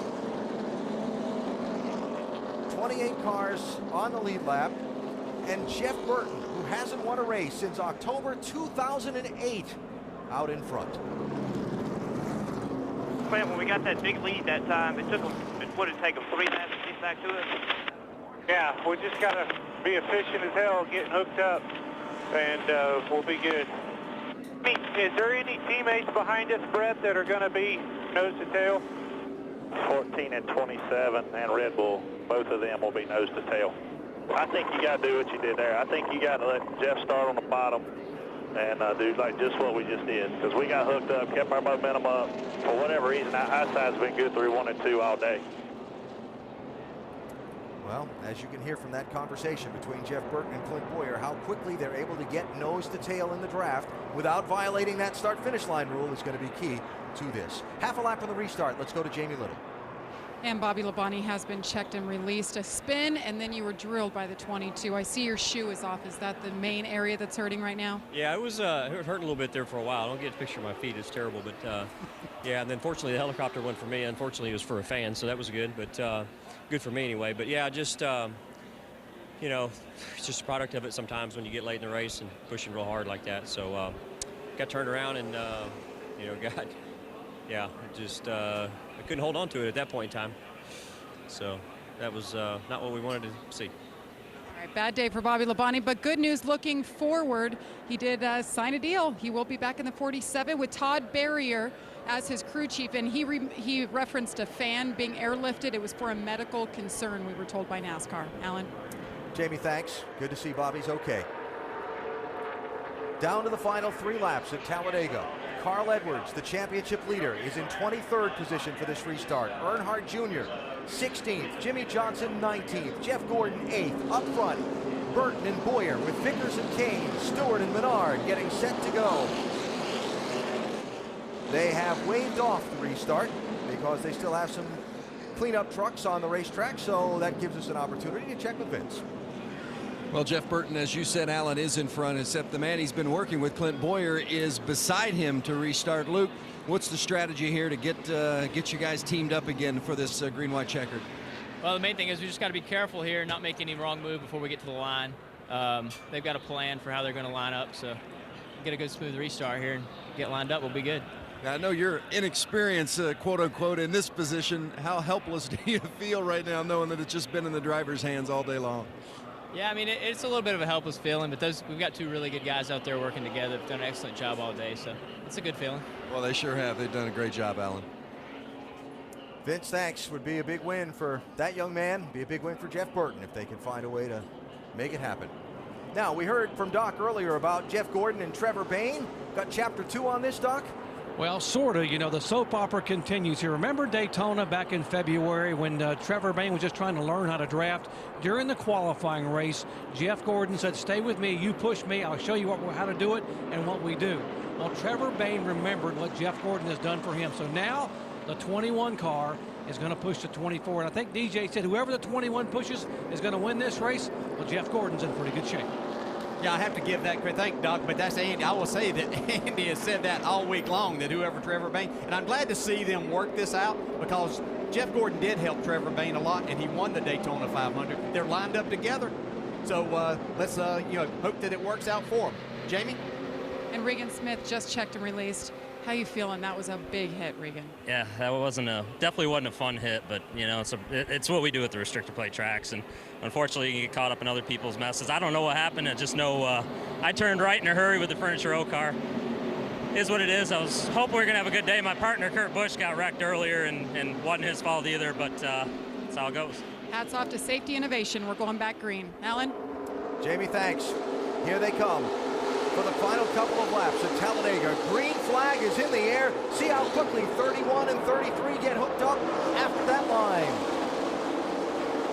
Tony Stewart and Paul Menard not quite together in that outside lane. Look at Gordon and Trevor Bayne up through the middle. Well, Jeff Gordon was on the gas, ready to go. Matt Kenseth has been separated from David Reagan. I think Matt's wanting to be able to help the 21 maybe right now. Leave Jeff Gordon hung out right here. There it is. Goodbye 24. And the 56 and 00, Truex and Ruderman. Mentioned them earlier to keep an eye on them. Wow, what a lead that Jeff Burton and Clint Boyer have made right here. It'll be tough to run them down. Jeff Gordon just a roadblock right there. What happened to Stewart and Menard on that restart? Michael Waltrip looking for a partner. White flag, down to the final lap. Can anybody run up and catch Burton and Boyer? They've got some ground to make up if they're going to do it. Shuffling around in this pack. 8 of the last 12 races here have been decided on the last lap. Dave Blaney first to break from the traffic with Brad Keselowski. Here come Brian Vickers and Casey Kane. Whole knot of cars behind him, but Jeff Burton is a half a lap for victory. This far clear of the pack. Does Boyer pull out and try and win? There's a chance that Boyer might try to pull out and win when they get to the trial. Here he goes. Here he goes. Does the pack have a chance to run him down? Side over there, you and him. No pressure. Side by side in contact. The pack is not going to catch him. Burton still got a shot. Clint Boyer gets the win. I don't know who won that. Good job, Clint.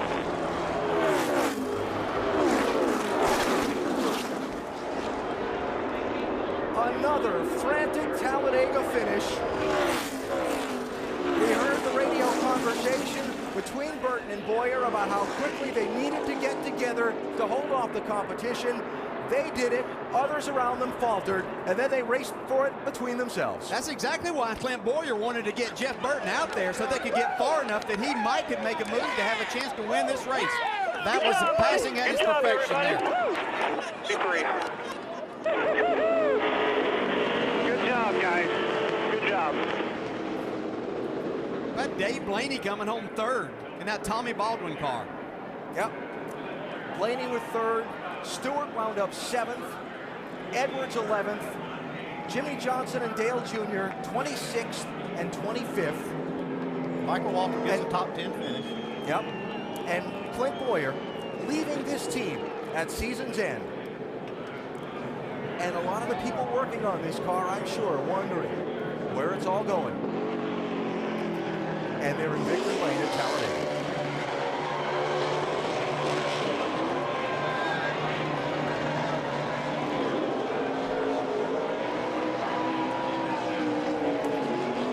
Clint Boyer with our Goodyear winning moment today. Burning down a set of those Racing Eagles, celebrating another Talladega win.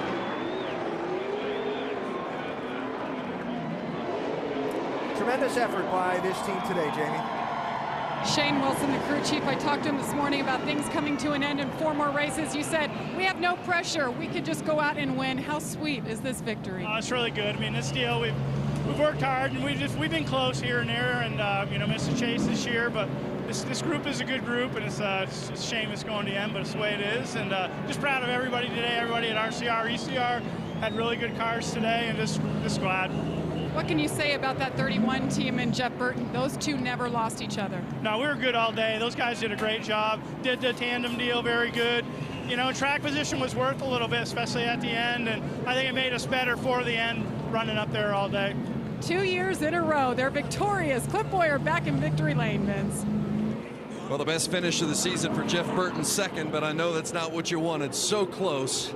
Take us to the finish there, how it unfolded.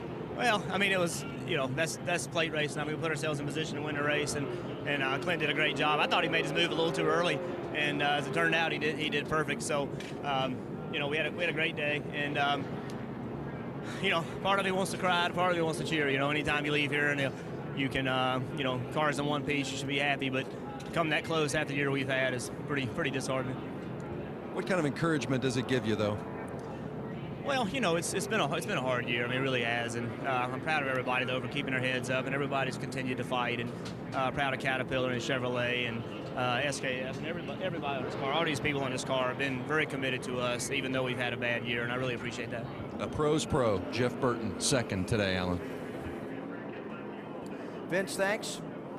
And so the championship standings at the conclusion of today's race, after the troubles earlier in the race for people like Kevin Harvick and Kyle Busch, after Carl Edwards only ran through to 11th at the finish, pointing at the flat tire there on the 33. Yeah. Burned it down in the burnout. And so here is what your championship picture looks like as we head on to Martinsville and the final 4 races. And Brad Keselowski still solidly in this. Matt Kenseth, 14 positions on the racetrack behind Carl Edwards. Edwards ran around about 30th most of the day. He wound up finishing in the 11th spot, Doc.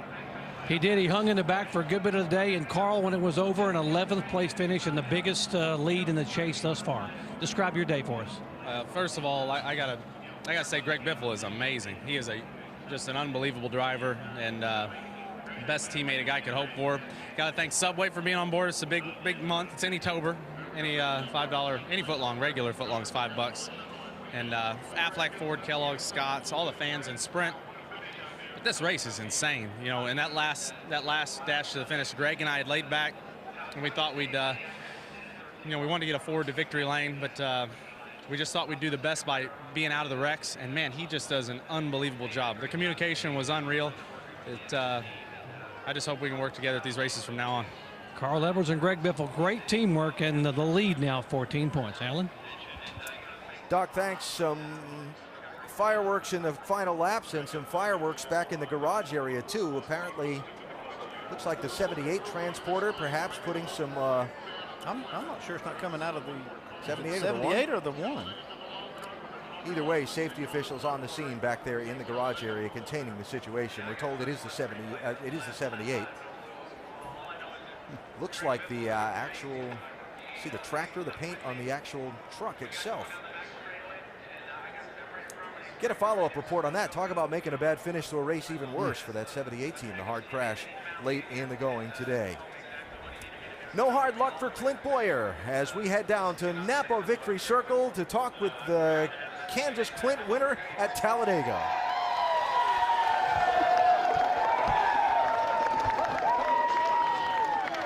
Oh, that's got to be bittersweet. Richard Childress walking up, congratulating you, Clint. Second year in a row you're in victory lane here. How sweet is this victory, knowing there's 4 more races with these guys? Yeah, I told him, you know, this is Chevrolet's 100th anniversary. What an awesome paint scheme. So proud of the paint scheme.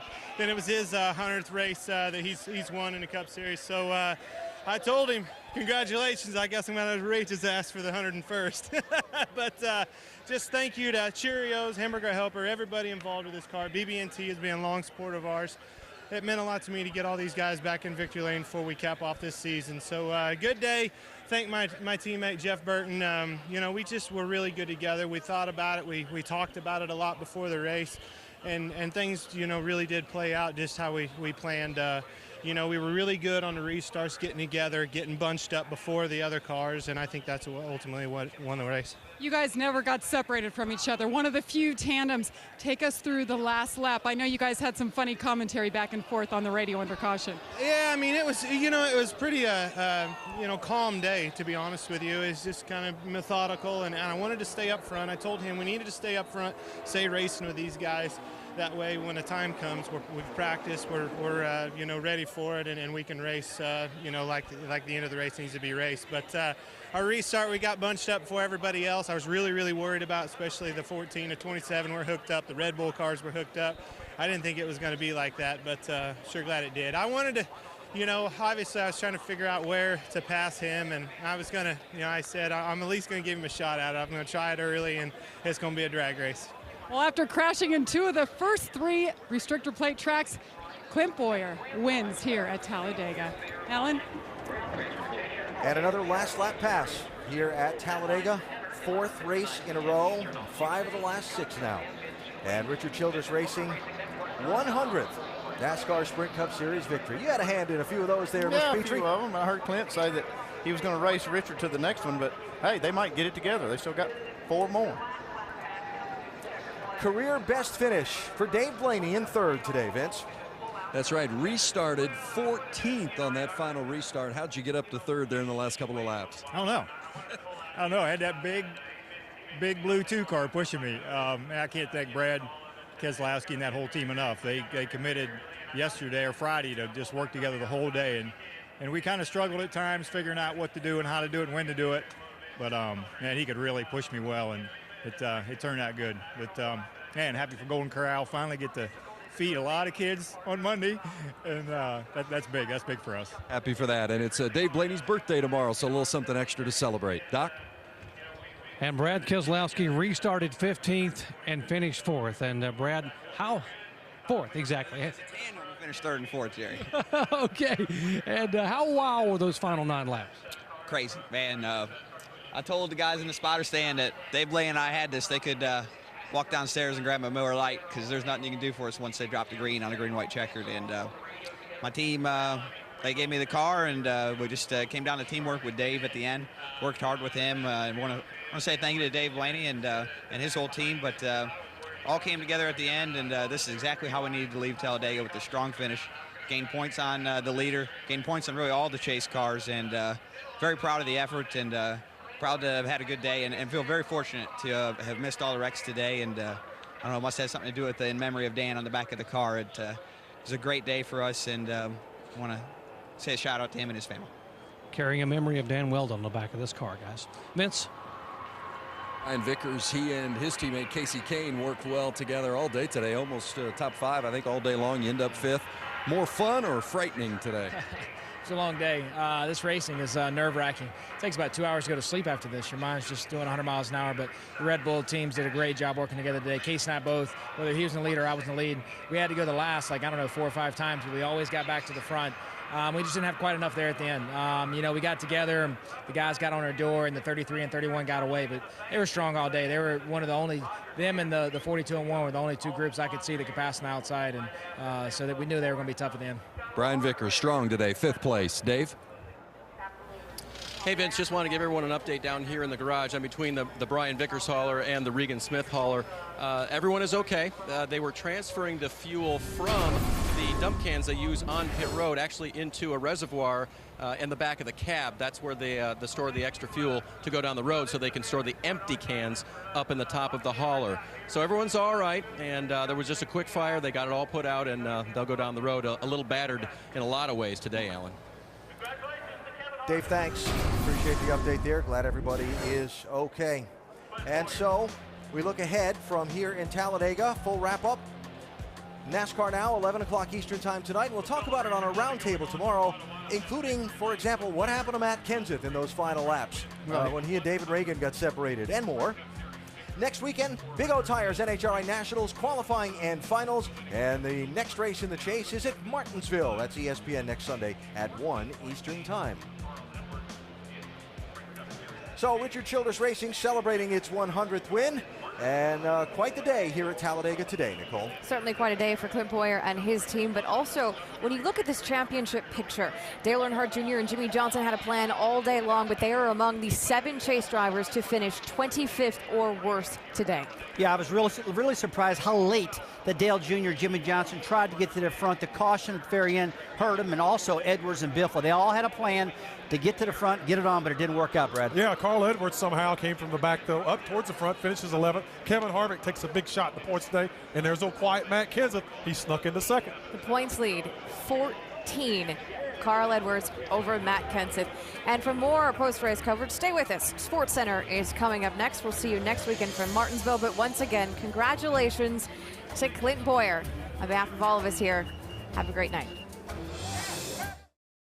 This copyrighted telecast may not be reproduced, retransmitted, or used in any form without the authorized written consent of NASCAR Broadcasting. NASCAR would like to thank all of our loyal fans for your continued support, and we hope you enjoyed today's broadcast.